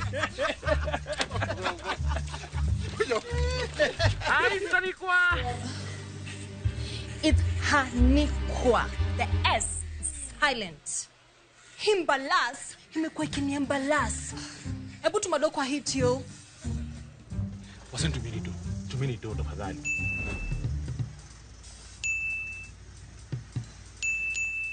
Na unasendaje na niko kwa hii network ingine? Baby, princess. Your sweetness is my weakness. Sinatuma na Airtel money. What is money? Make payments to any buy goods and pay bill. Till ni till. Dial *334# to activate Airtel money. Hebu tuma za lashes. Unajua mimi na poverty. Tume social distance. Make chaguo smarter on voice, data and now on Airtel money. Airtel, the most affordable network.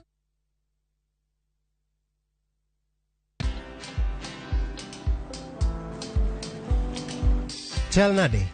Chal ka gimihum kaka ng'iyo sim gi pacha te? Kiki hum ahinya. En mana ni asebedo e story ahinya.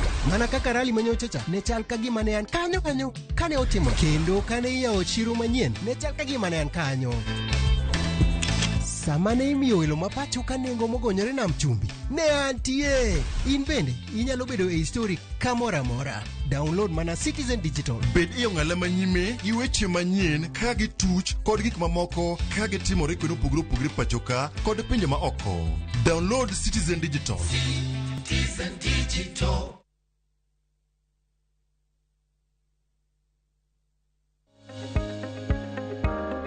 Luok lweti kinde ka kinde ka itiyo kod sabun kod pi maler kendo mamol mondo igeng' landruok mar tuo moro amora.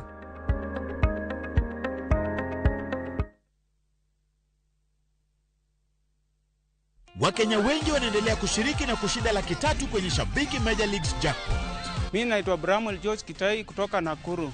Nilijaribu kucheza hii mchezo wa Shabiki na nimeshinda shilingi 1300. Watu wote wenye mnasikiza kwa radio ama mnaona kwa TV, mjaribu hii mchezo wa Shabiki, mjue watu wa Shabiki ni watu wa ukweli. Mimi ni shabiki, je wewe? Kuwa mmoja wao. Cheza Major Leagues Jackpot kwa shilingi 10 pekee kwa kutuma neno MJP kwa 29063 na waweza kuwa mshindi. Shabiki Major Leagues Jackpot, the easiest jackpot in Kenya. Not for persons under the age of 18. Betting can be addictive. Play responsibly. Shabiki.com is authorized and regulated by the BCLB. License number 416.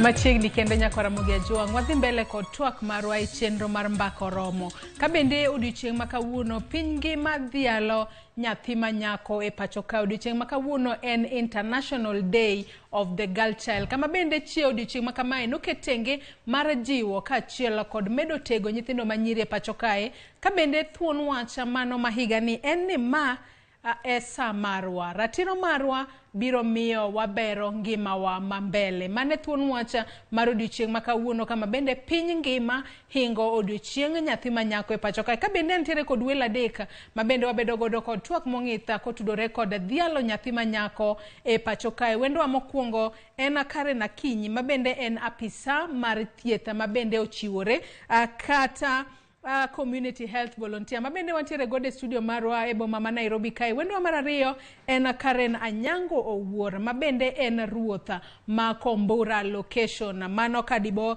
sub county kachiel kod Ruth Auma Ramogi mabende en jalup ruotha kata assistant chief mano Mabue sub-location duto mabende yudore e county ma Kisumu. Nyakore Mugejong bende asingo ni ne abiro kawo thuolo makende mar somo moko kuom ote mabende wuoronwa odiochieng' makawuono inya to odiochieng' makawuono mabende idhialo nyathi manyako e pacho kae. Kasomo moko kuom ote mabende aneno ka wuoronwa kachako kod otego mabende wuoronwa kokalo e Facebook kacha kama bende wantiere live. Okinyi makawuono abiro mana somo ote matin ahinya kaluore ni sa marwa bende dhi mapiyo to nego beni bende podi wadhi mbele kod twak marwa.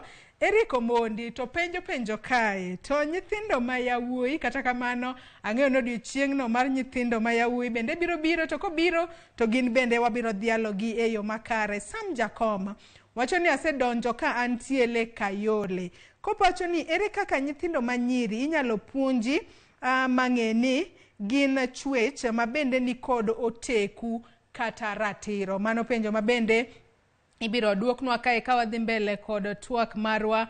Aka bende kolo anno ka joma thoth ahinya to bende koro chuolo mana ng'ur margi kotudore kod nyithindo go ma yawuoyi kata kamano odiochieng' nyathi ma wuoyi kata odiochieng' boy child bende biro pacho kae ka bende gin bende wabodhialo gi e yo makare.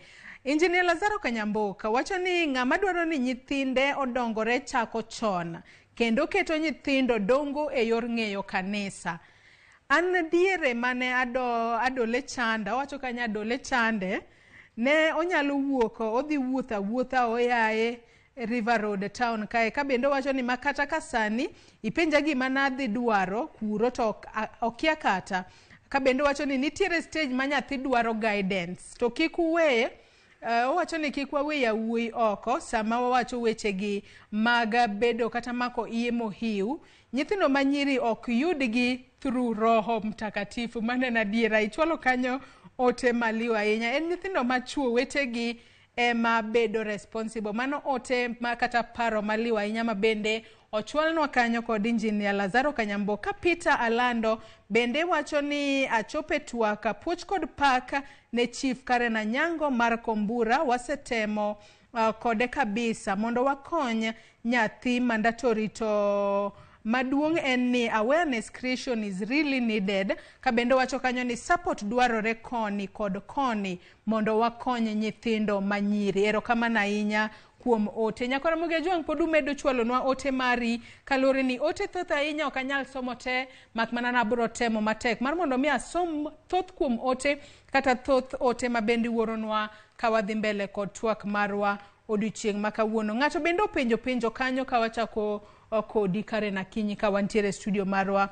e boma ma Nairobi kae ka bende openjo kamae ni ere kaka nyithindo manyiri inyalo puonji mang'e ni gin chwech mabende ni kod oteku kata ratiro.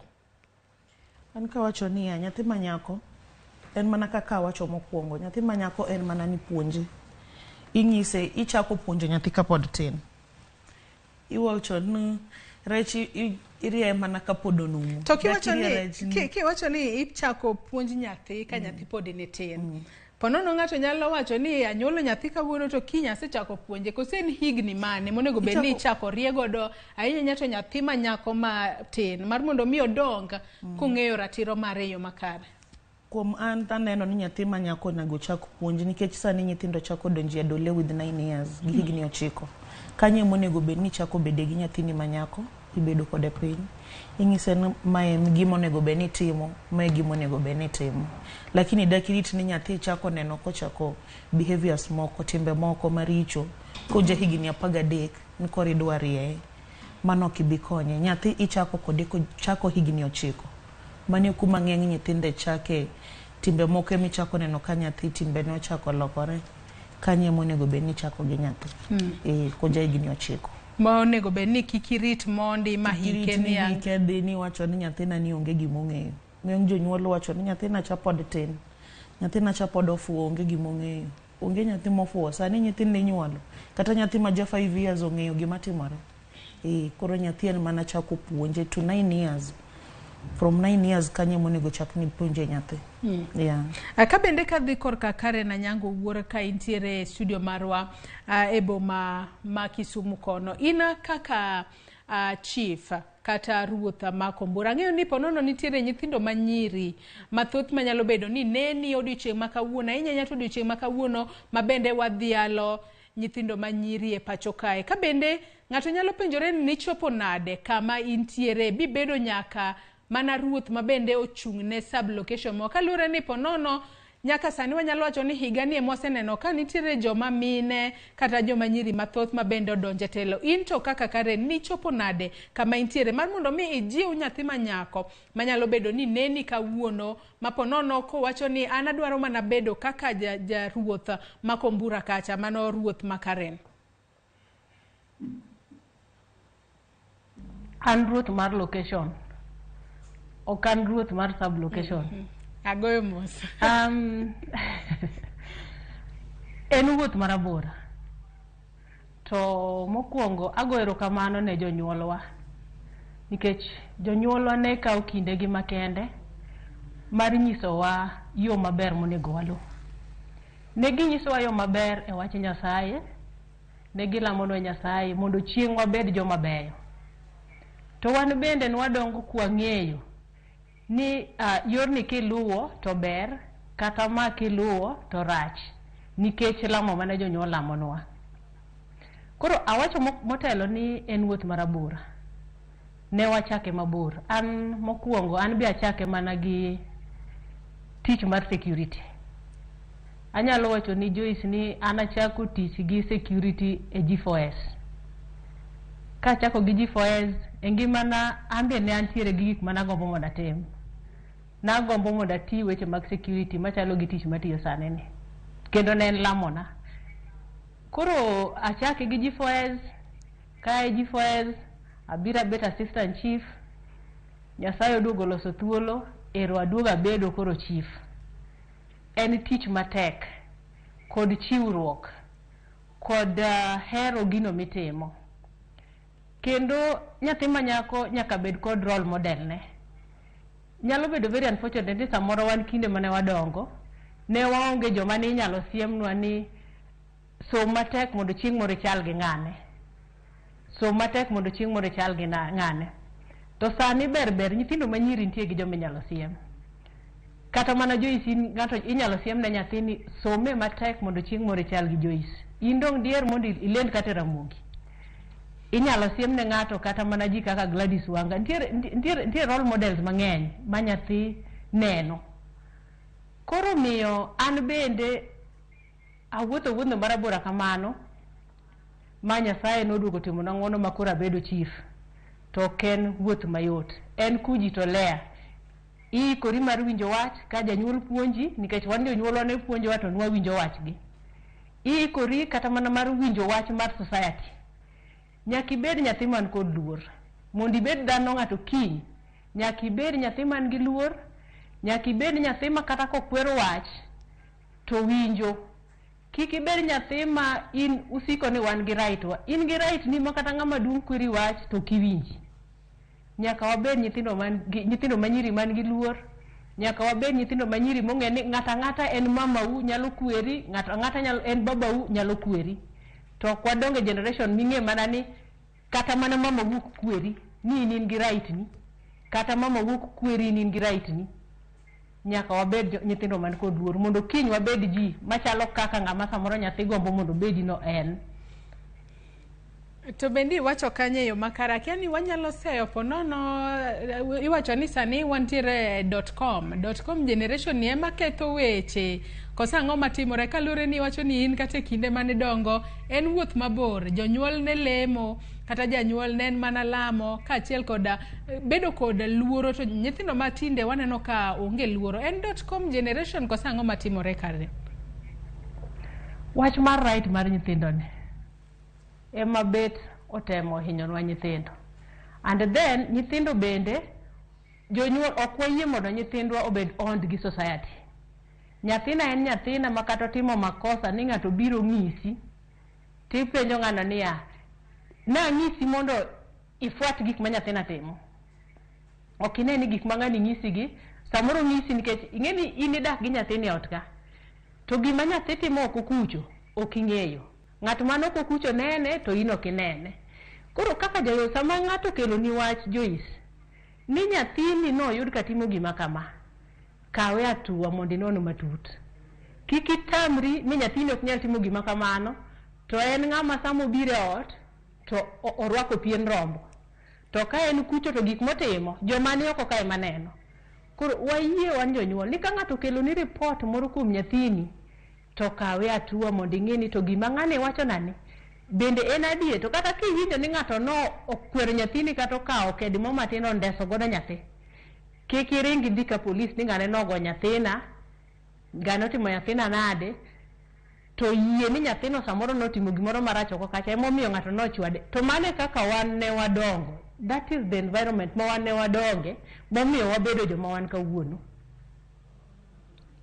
Iwacho maler ahinya. Wawinjane kuom Ruth Auma Ramogi, mano jalup ruoth mabuoye sub location. Ruth, in bende korka kori nyalo ng'iswa ni wuoth nobedo machalo nade michope okang' ma koro nyaka sani in jalup ruoth mano mabuoye sub location. Kaluwore ni mano mana ponono nyalo konyo nyathi manyako ma ponono nyalo bedo ni neni sani to wach ni kata tek kata yot to ngimana ma mbele nyalo bedo maber kachano ngimana e yo makare. Ruth. Nyalo wacho ne nyathi manyako ngimana mondo lokre kama nyaka nabedi nyathi ma jaluoro. Ing'eni kiluoro gima onyisi kiluoro tiluwo gima ber ma ng'ato onyisi to inyalo bedo ni nitiere kama ichopene. Nyathi manyako onego bed ni ka gimoro amora motimo to nyaka kaw picture ma dalagi kumohaye mondo obed ne ranyisi mataye mbele kumodhiye. To moloyo duto ne jonyuol mantiere gi nyithindo. Adier nitiere sama koro ngima oridore ma samoro otieno nyalo romo kikia giminyalo kete mesa mondo nyithindo cham. To nyathini ma nyako biro gi pepa bag e ot, bende kipenjo kik iwach ni Nyasaye iduokne Nyasaye erokamano nikech nyathi ma nyako kelo ni pepa bag ni ochopo ni gima ni dwaro mondo ket chiemo e wi mesa. Bedi kiluwo kuom kuonde ma gini oaye mondo ibed kikonyo nyathi manyako mondo ochop lekne. Ng'oni nyathi manyako ma samoro nomako ich kapod entiere skul. Encourage ni nitiere ngima e mbele. Gimoro amora, challenges moro amora mikalo e piny ka, losi mondo omi mondo igo step ma mbele. Kik iwach ni an akale matek koro kata mondo ngimana koro ok nyal change mbele. Anyisi ni gimoro amora mitimo bed gi geno to mondo ibed kitiyo matek e yore duto mantiere e nyimi. Gimoro amora matin mumini mondo itim, time perfectly mondo chieng' moro ine gimoro matunda moro maber mbele. To Ruth, into pok inyisowa ni wuoth mari nobedo yo machalo nade in kaka ng'ama nyake pacho kae michope okang' mar bedo nyaka jalup ruoth mano mabuoye sub location. Wuoth mari nobedo machalo nade mana kaka iwinjo kaka Karen onyisowa ka entiere Kisumu kocha.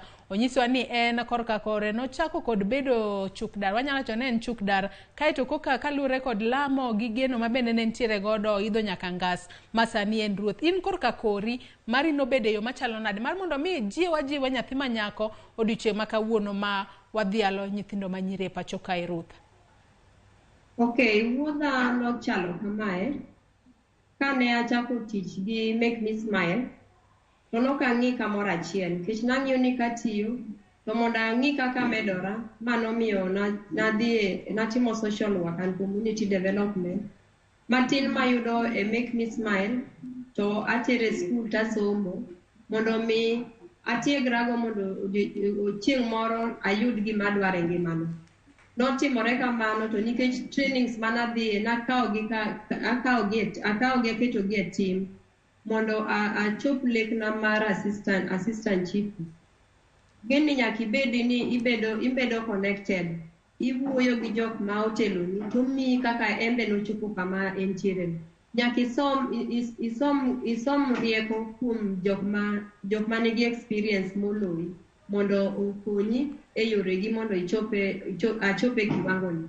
Nen mana through gima ominyisa ni mondo atim to atime perfectly mondo ayudo promotions tayudo kako ne atimo mondo okonya kata e yo mana apply assistant chief nyaka sani en mana ni nyathi manyako nego bed ni en ng'ama ritore to oduongo nitiere gik moko opportunities moko mabiro samoro wanyalo jwangogi wakawo opportunities go ma serious mondo wabed obedo ka loko ngimawa mondo gik ma wadwaro in future mondo chop kare.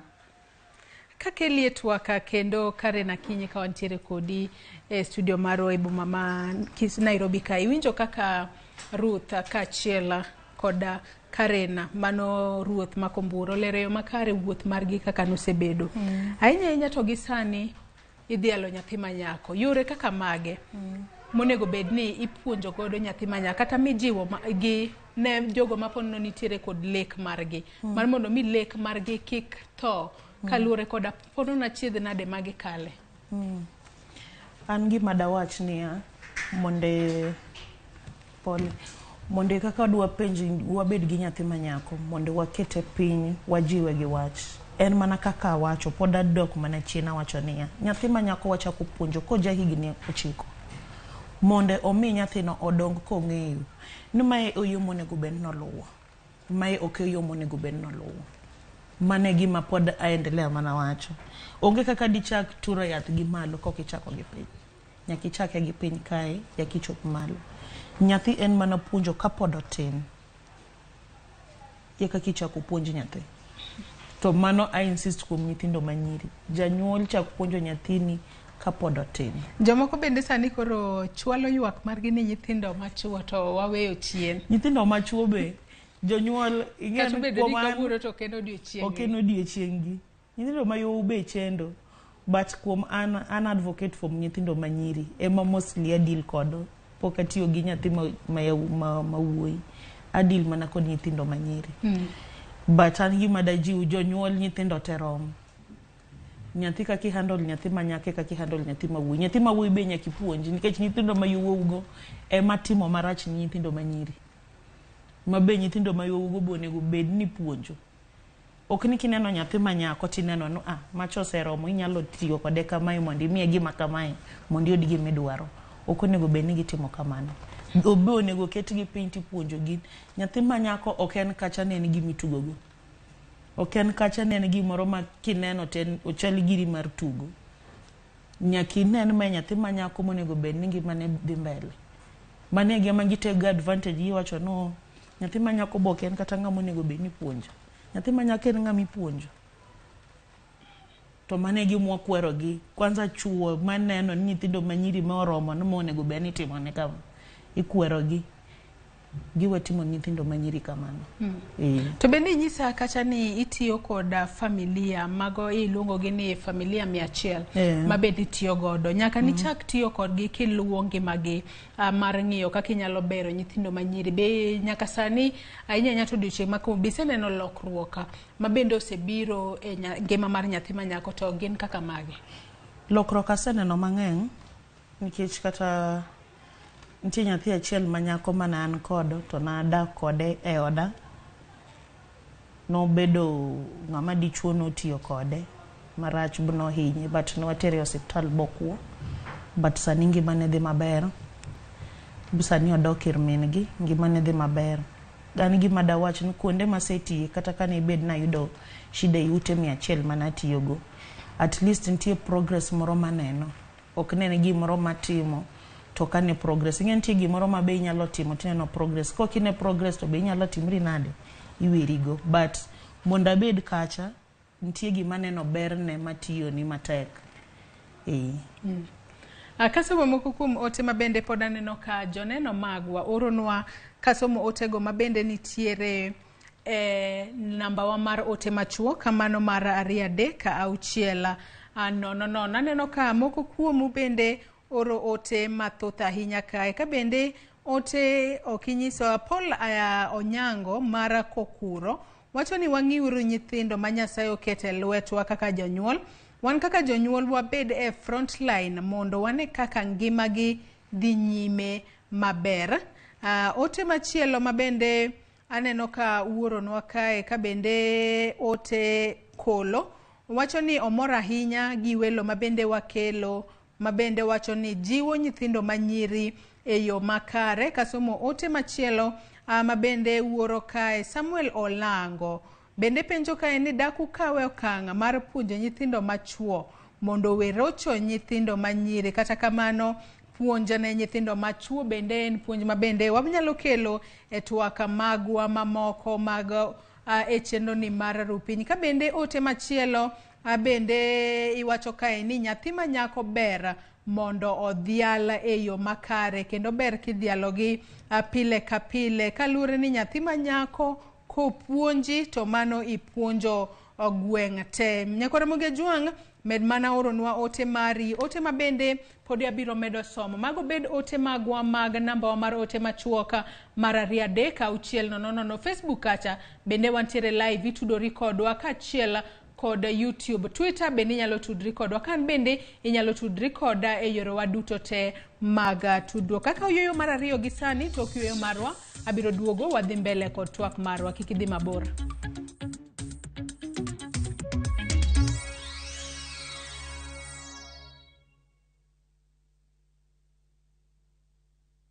Collect fare kwa boda au matatu ukitumia ViewPay cashless na uqualify for bima ya 100,000 shillings pamoja na medical cover ya 20k na permanent disability cover ya 100k kwa 5 bob pekee. Dial *236# today to start using ViewPay cashless.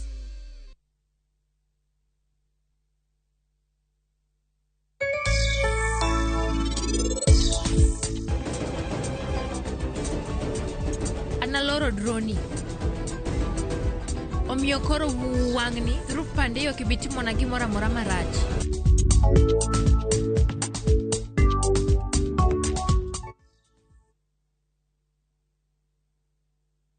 The league tables are taking shape.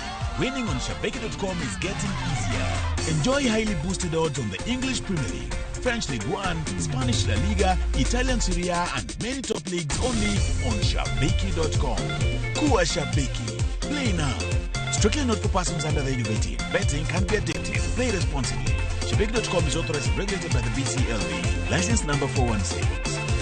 Shabeki.com.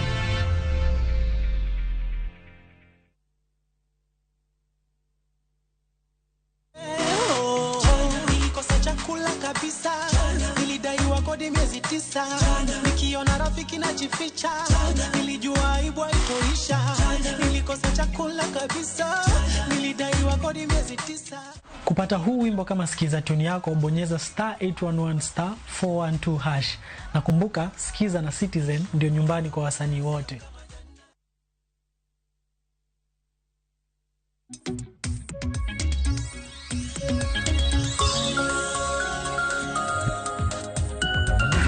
Ero kama na inya kuom medo tudri kodwa gi lakseche gi Nyako Ramogi Juang. Kamora mora mineno wa okinyi makawuono twak marwa podi en kotudore kod dhialo nyathi manyako e pacho kae, kata dhialo nyithindo manyiri e pacho kae. Inya to odiochieng' makawuono kama bende piny ngima dhialo nyithindo manyiri manitiere e pacho kae. Antiere kod welo adek. Wendo wa mokwongo en Karen Akinyi, apisa ma bende ochiwore, mana apisa mar thieth mochiwore mantiere godo e studio mar Webo Mama Nairobi kae. Wendo wa mar ariyo en Karen Anyango, wuor jaruotha ma Kombura location ma bende yudore e county ma Kisumu, kachiel kod Ruth Auma Ramogi ma en jalup ruotha mano Maboe sub location manitiere e county ma Kisumu. Ka giduto watwaka mar mondo mi wadhial nyithindo manyiri e pacho kae. Ka bende odiochieng' makawuono Nyako Ramogi Juang, mana kaka asenyisi, odiochieng' makawuono mar dhialo nyithindo manyiri ne en mano moketi mar konyo nyathi manyako e tieko moko kuom achiedh nade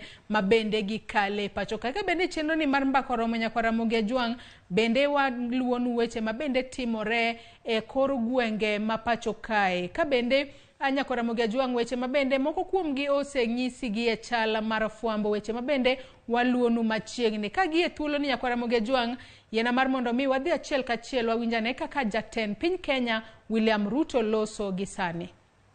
A similar role. What needs to be done to one align to ensure that there's one more clarified investor engagement, as well as to provide more clarity within that space? Thank you very much, Terry-Ann, for that question. Indeed, there are several agencies that are promoting investments, facilitating investors, but there is only one that is mandated by law, and that is Kenya Investment Authority. So it is our desire that we have all FDI register with Ken Invest, so that you're able to collate and collect data, which also would inform our state of investments. Currently, we don't know how many investors come in, because they come in through different channels. They come in through Ken Invest, they come in through other government agencies, they come in through private companies. Lawyers are also registering investors in this country. So we don't have sufficient data in terms of where they're investing, how much they're investing, how much employment comes in, you know, how much foreign employees are there, Kenyan employees. So it's only if we collate these, get all the FDI to register with Ken Invest, if you could make it mandatory registration, either through law or directive, it would really help us move forward. Secondly, in terms of the National Investment Council, Your Excellency, it is our ask that if we could operationalize the National Investment Council, which has been in our Act, the Investment Promotion Act, since 2004. This, under your leadership, would bring the cabinet secretaries who are in charge of the sectors that cut across the National Treasury, the Council of Governors, CS for Lands, and the secretary being the CS in charge of investments, the incoming Moses Kuria. So it is our ask, Your Excellency, that you could operationalize the National Investment Council.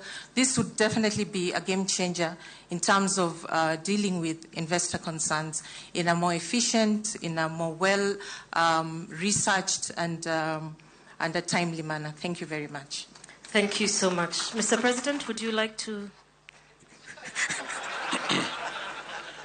Terry-Ann, you have to be careful, because we might have to share the stipend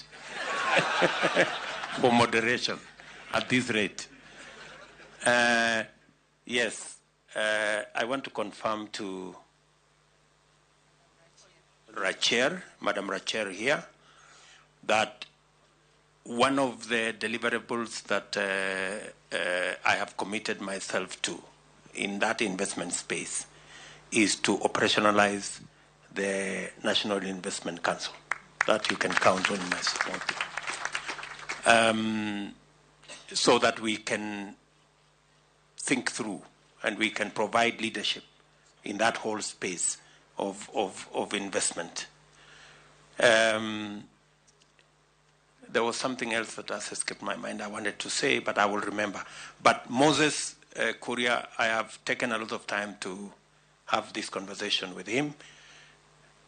We have it in our manifesto. If you look at our manifesto, we have said we are going to explore alternative sources of raising money for investment and for development.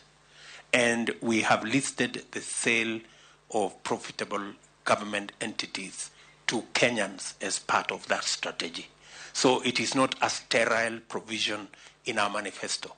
It is something we intend to deliver on. And I am very happy that even though we were thinking in a different environment, I am very happy to listen to what the players, the actors in the stock exchange are saying. And they are perfectly in tandem with the plan we put in the manifesto. All right. Thank you, Your Excellency.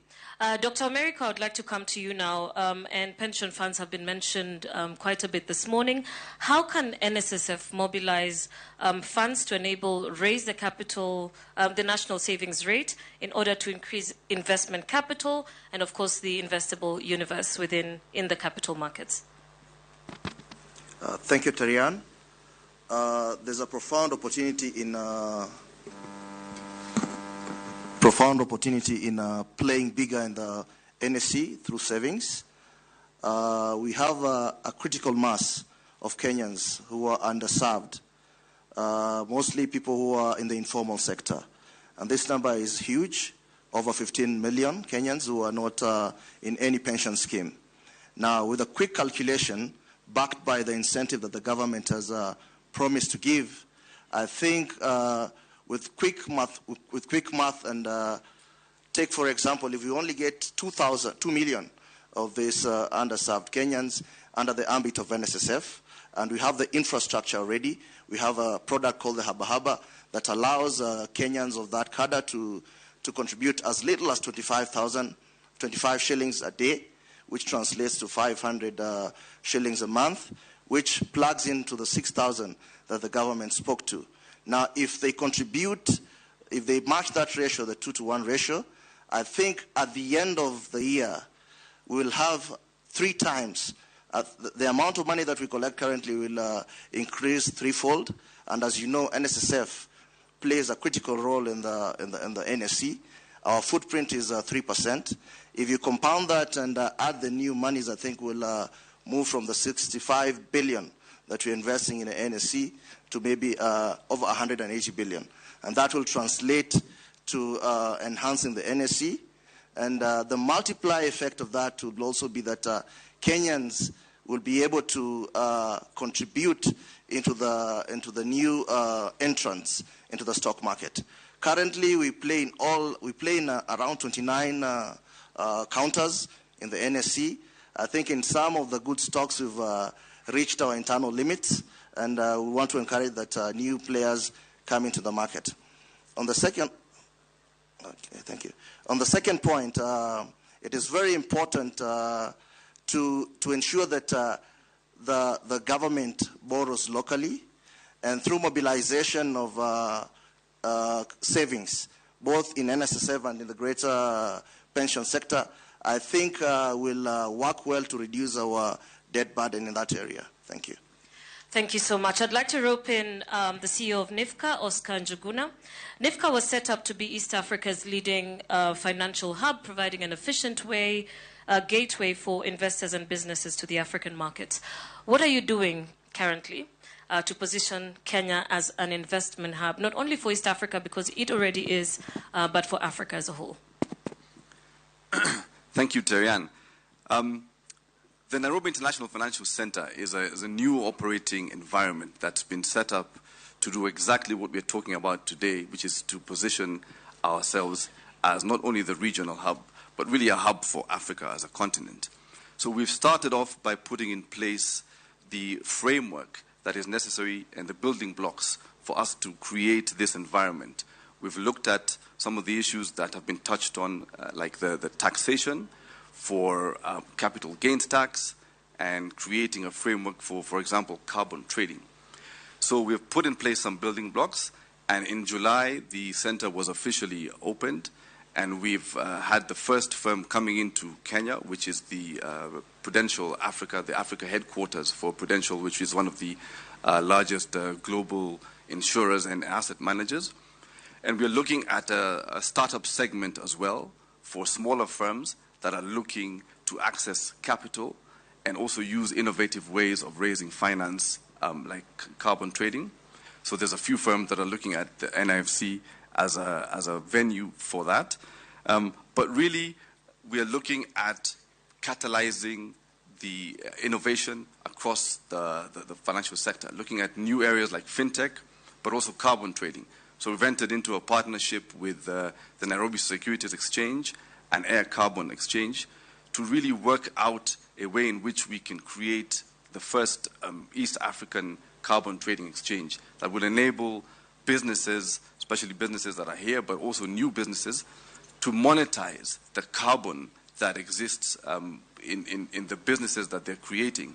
And so we can move towards a trajectory of clean finance. I think in terms of the way we are looking at the future, the ambitions are quite high. The government has really been clear that we need to position ourselves as Africa's hub. And so one of the things that we are looking to doing is putting together a framework for the development of a regional hub within the country, we are looking at a flagship location that I think will serve as a home away from home for all the global investors and businesses that are looking to come into Kenya and use Nairobi as a base to do business across the continent. So we have a lot of ambition, and I think we're working with stakeholders to ensure that we can deliver on that ambition. All right, thank you so much. Koski, I'd like to come to you. A lot has been said about the Privatization Act and the Privatization Law. With the benefit of working within the Privatization Commission as Executive Director, what are your thoughts about what can be done? Repeal the Act or amend the Act? Thank you very much. Thank you very much for that question. I think the issue around the review of the Act has been discussed, but I want to state it this way, that cognizant of the fact that the privatization process as envisaged today in the current Act is a bureaucratic process, we've taken a proactive role as a commission, and my chairman is here, to start that process of review of the Act. So as His Excellency has said that you would want to see either a repeal or an amendment within the next 100 days, I want to commit that that process has started. We've actually started mapping, our stakeholders in terms of engagement, and we are very convinced that within this particular period of time, we'll be able to have this Act amended. But I think more important. Nyakwara Mugejuang mana kakineno mano en romo mara Nairobi Securities Exchange mabende dhi mbele mano e pacho kae kabende jatend piny Kenya William Ruto en achiel kuom jogo mabende oyuoro e romo makamano kabende chenro makamano bende waluoni achiel kachiel kendo wabiro mi kuku kachiel kod tiende e wechewa mamoko mag odiochieng' ma kawuono kabende nyaka sani podi wadhi mbele kod twak marwa e studio kae ka senyisi ni odiochieng' ma kawuono piny ngima dhialo nyathi manyako e pacho kae kabende odiochieng' ma kawuono tarik 11 dwe mar 10 en odiochieng'no mabende oket tenge ne dhialo nyithindo manyiri duto manitiere pacho kae mana kaka senyisi antiere kod welo adek mabende wabedo godo kod twak mong'ith kotudore kod dhialo nyathi manyako manitiere pacho kae kabiro korka kori Karen Anyango Owuora ka intiere studio marwa e boma ma Kisumu nyaka sani nyalo nyiswa ni in kaka ruoth ma Kombura location en ang'o mabende itimo mar jiwo nyithindo manyiri e pacho kae kata nyithindo manyiri ahinya to mago mabende odaka Kombura location kama bende itelone kaka ruoth? Mokwongo joizero kamano mokwongo ana wuon kaka ruoth e location ka antiere kendo kata ka ginena kendo kata ka gineno kit tich mwatiyo mano kende oromo jiwo nyathi manyako mondo en bende ogombe ni chieng' moro e ngimane odak kaka Chief Karen odak kata kaka Chief Karen timo gike kata kaka entiere gi ji society. Machielo wan gi barazas mwatimoga to e baraza wagi mostly kwatimo baraza to waimiza nyithindo manyiri mondo giti matek gibed joma beyo gibed joma oluoro Nyasaye mokwongo giluor jonyuol madhi sikul bendo luor jopuonje e sikul kuma gintiere no mondo kiny ngimagi makiny obede ngima moro maber ma ng'ato nyalo admaya. Machielo watemo matek nitie nyithindo manyiri miyudo ka nyathi samoro drop out of school gi reason moro ma bende onge kata maber nyathi amua tu ni en koro kodwa sikul watimo juu chini kendo wamanyo nyithindogi e miechgi mwaduke sikul mwadhi mwatergi e lwet jopuonje kendo wagoero kamano ne jopuonje ahinya mabende kawo thuologi makende mar tudore kodwa e idarawa mar security koni ka ginyiso wa nyithindo ma samoro onge skul kaachiel kod village elders wa bende mabe watiyogo kamoro achiel kata mana gi CHVs kata mana gi stakeholders mabende temo matek mondo at least nyathi manyako obed dhano kiny generation makiny koro wamanyo gi watero gi skul wawuoyo kodgi e yore mopogore opogore mondo at least gibed joma beyo. Kiwacho ni wuoyo kod gi yore mopogore opogore, ponono ng'ato nyalo ng'eyo ni gin yore kaka mage ma wuoyo kod nyathi manyako kalore ni ponono jomoko yudo pek e loso kod nyathine manyako ma intiere godo. Kiyudo pek e loso kod nyathini manyako kata offices wa an awuon atimo social work gi community development, atimo counseling. Inyalo kelo nyathini manyako kata mane ofiswa, wawuoyo godo. Wawuoyo kode maber, mwanyise gima onego bed ni otimo, kaka onego bed ni odak, kata gi importance mar dhi sikul. Seche ma nyathi oamua ni koro dwa drop out of school. Kata seche ma pok watere, to wawuoyo kode. Mwanyise ni ne wan mana joma wan gi nikech skul. Koro dhi sikul, bed ng'ama ber, luor janyuol, kichake ot kuchocho, luor Nyasaye, bende asto idhi luor japuonj bende ma in gide skul kanyo, kiwinjo wachne gimoro amora mong'isi, nikech magi joma in nyathi manyako samoro en nyathi ma pod tin. Gima japuonj kata mana ma chief kan ma samoro wuoyo kodi, kata ma mamani, kata mana ma janyuol machielo wacho kodi, oseneno, in samoro pok ineno, be samoro ok ibi neno. Koro wach mowachoni onego ikaw kod luor mang'eny, onego ikaw king'eyo ni gima owachoni ni en gima en samoro nosekale.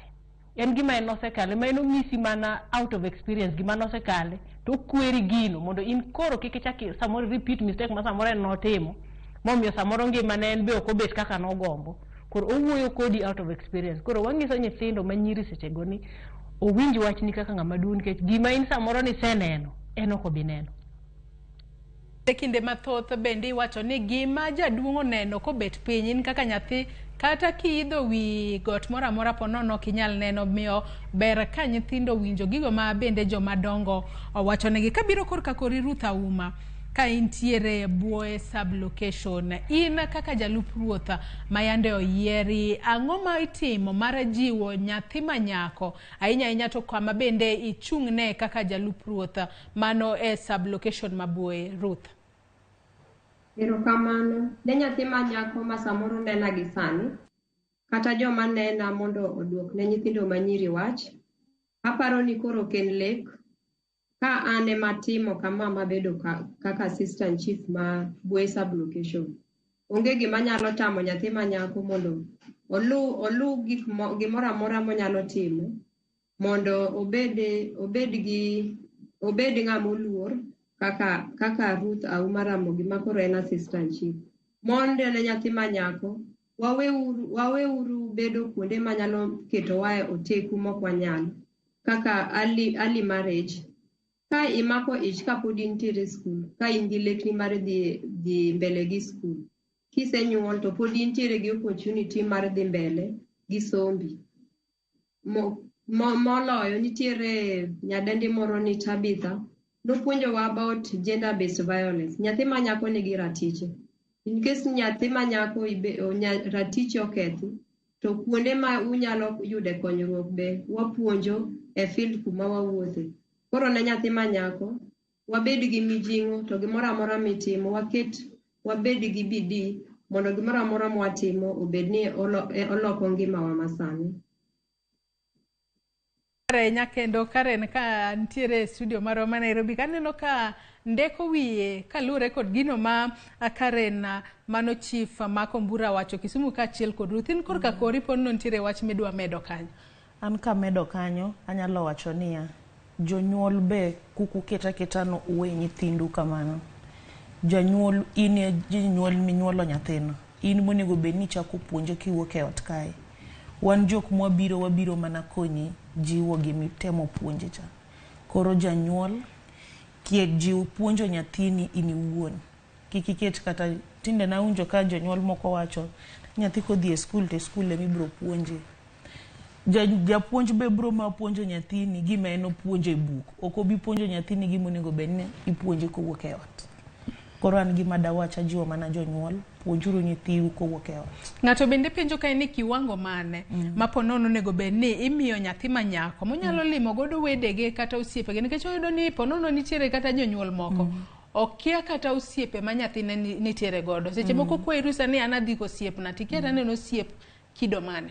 Mano tadier, jonyuol be sani onego bed ni keto limit kuom kata bedo ni dhi limo wade. Nikech most of cases sani mwayudo yudo ni kata nyathi no dhi limo nerane moro to nyathi obedo defile kata kod nerane moro. Koro ka wan jonyuol onego bed ni waketo limit mar nyithindo mondo dhi olim kata osiepegi. Ka nyathi odhi limo osiepne tipenje nyaki hakikisha neno osiepne mane motimre nade modhi limo. Ok iketa keta nyathi free nen kowuok onyisi no dhi limo osiepene to dhi limo osiepene. Daki ng'e neno osiepe mage mowuotho kodo. Koro nyaki ng'i osiepe ma nyithindi be wuotho. Bende nyisa ni samarwa mano miwa dhi mana karuma ya dago mar mondo mi achiwnu ma thuolo mar mondo mi uchiw pacho mogik. Kotudore koda thuon wach mabende watwake okinyi makawuono mano motudore koda dhialo nyithindo manyiri mantiere pacho ka wachako kodi Ruth Ramogi mabende tudore kodwa achiel kachiel kokale yor lony manyasani mar Zoom. Wach ni mogik ahinya ne nyathi manyako e odiochieng' makawuono mabende wadhialo nyathi manyako e pacho kae Ruth.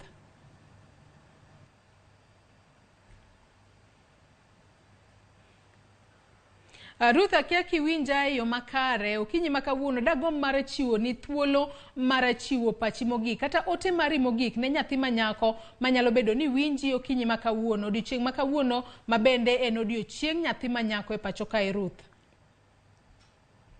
Gima nyalo chiwo ne nyathi manyako wabed ka gimora mora ma watime yo makare to moloyo gi peer influence gima nyalo keto watimo gik moko winjore mondo wawe ka ntiere yore moko ma ok ni kare kaka early pregnancy wantiere gi school dropout nyathi manyako wabed watimo gimora mora manyalore kata opportunity mora mora momiwa watigo yo makare mondo wang'e ni future wanitiere kendo wambe wanyalo timo gik ma jok ma tuo nyalo timo wan bende wanyalo timo. Koro nyathi manyako wabeduru ka ntiere sessions moko moluwa ma wayude puonj maloko ngimawa to kik walew kuonde machalo kamano to nikech nyathi manyako nitiere gi ratiro wang'e malong'o ni koket ratichi ting'e kuonde gi okang' minyalo goyo mondo ng'ama obedo no ketho ratichi mondo okawnegi atua mowinjore. Erokamano ahinya Ruth Ramogi jalup ruoth mabuoye sublocation kuom kawo thuolo mari mar mondo mi ibed kodwa e twak maket kod mae ka obiro korka kori kare na nyango wuora mano ruoth ma Kombura location wach ni mogik kata ote mari ne nyathi manyako ahinya to odiochieng' makawuono mabende idhialo nyithindo manyiri e pacho kae Karen.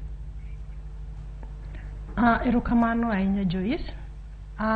Wach madaher nyiso nyathi manyako en ni nyathi manyako mondo chik iti ne wach mora mora ma ng'at maduong' wachoni kendo kaw puonj kendo iluor puonj ma ng'at maduong' wachoni. Kokweri ni kik idhi ka kik idhi, kong'isi ni lumano nikech gima wachoni no en gima noseneno kendo en gima samoro nosekale ma in okweri mana gima ong'eyo ni gino nyalo loso ngimani kata nyalo ketho ngimani. Machielo ne jonyuol wakawe ururit makende ne nyithindwa manyiri. Nyathi manyako en chwech mang'ao kabisa. Ng'eyo osiepe nyathini. Ng'eye sama nyathini owuok nodhi kanye. Ng'eye ni nyathini onindo kanye. Nitie gik moko matimore sani kaka weche mag disco matanga ma nyathi ok ninde ot gotieno. Igalo ni nyathi oninde ot to kare nyathi nitiere oko e pap kucho. Kuma entiere no ibro make gi nyithindo majowuoyi, bro miye ich, bro miye tuo. Machielo, nyithindo gi gin mekwa kendo wamor odiochieng' mwadhialo gi godogi. Wan mana ji nikech ne waluoro Nyasaye, nikech ne waluoro jonyuol. Koro waluor jonyuol, to waluor Nyasaye, to waluor jopuonje, to wawuoth kamoro achiel. Erokamano ahinya Joyce kod Ramogi TV. Erokamano ahinya Karen Anyango wuora ka intiere studio marwa maboma ma Kisumu. Kabiro korka kori Karen okinyi ka watieko mana mapiyo piyo. Ote mari ne nyathi manyako odiochieng' makawuono. Ana jiwo mana nyithindo manyiri ni gibed jok mawinjo wach, gibed jok mawinjo jonyuol gi gima nyisogi. To gima medo jiwo gin gitem gidhi e skul. Skul ye gimora mora sani. Kokidhi e skul to future ni onge. gijiwra jiwa gi school giwinj jonyuolgi. Yeah. Erokamano ahinya Karen Akinyi, apisa mathieth mochiwore. Karen Anyango wuora ruoth ma Kombura location kaachiel kod Ruth Auma Ramogi, jalup ruoth ma Boe sub location. Kuom kawo thuolo magu mar mondo mi wabed kod twak mar odiochieng' ma kawuono ma bende piny ngima dhialo godo nyithindo manyiri duto e pacho kae. Ka bende ote ma bende awinjo kanyo kuchiwo ne nyithindo manyiri ni gichik itgi to bende giwere kod aola mag mbese kata peer pressure, gino ma bende nyalo miyo ngimagi mbele bedo makare. Kapo ni gichiko itgi kaito giwere kod aola mag mbese. Nyakora Ramogi Ajwang' ote bende aneno kuchwalonwa kacha mathoth ahinya, ka bende kasomo mana ote matin ahinya ka watieko twak mar okinyi ma kawuono. Ka bende iwacho ni in Sharon Ojwang', ka bende ya gwengego mag Kamser Lieta, iwacho ni imor kiwinjo puonja kaka nyathi manyako kendo ing'eyo ni dhi loko ngimani kata obedo ni wakale matek kamano. Ka bende Eunice kawuok Ndhiwa wacho ni odak kod nyathi kich to bende koro kwayo mana kaka onyalo konyore kod nyathi kich. Ka bende Velma Kaya Migori wacho ni omor ahinya gi twak mar nyiri ma bende wacho ni wakelo.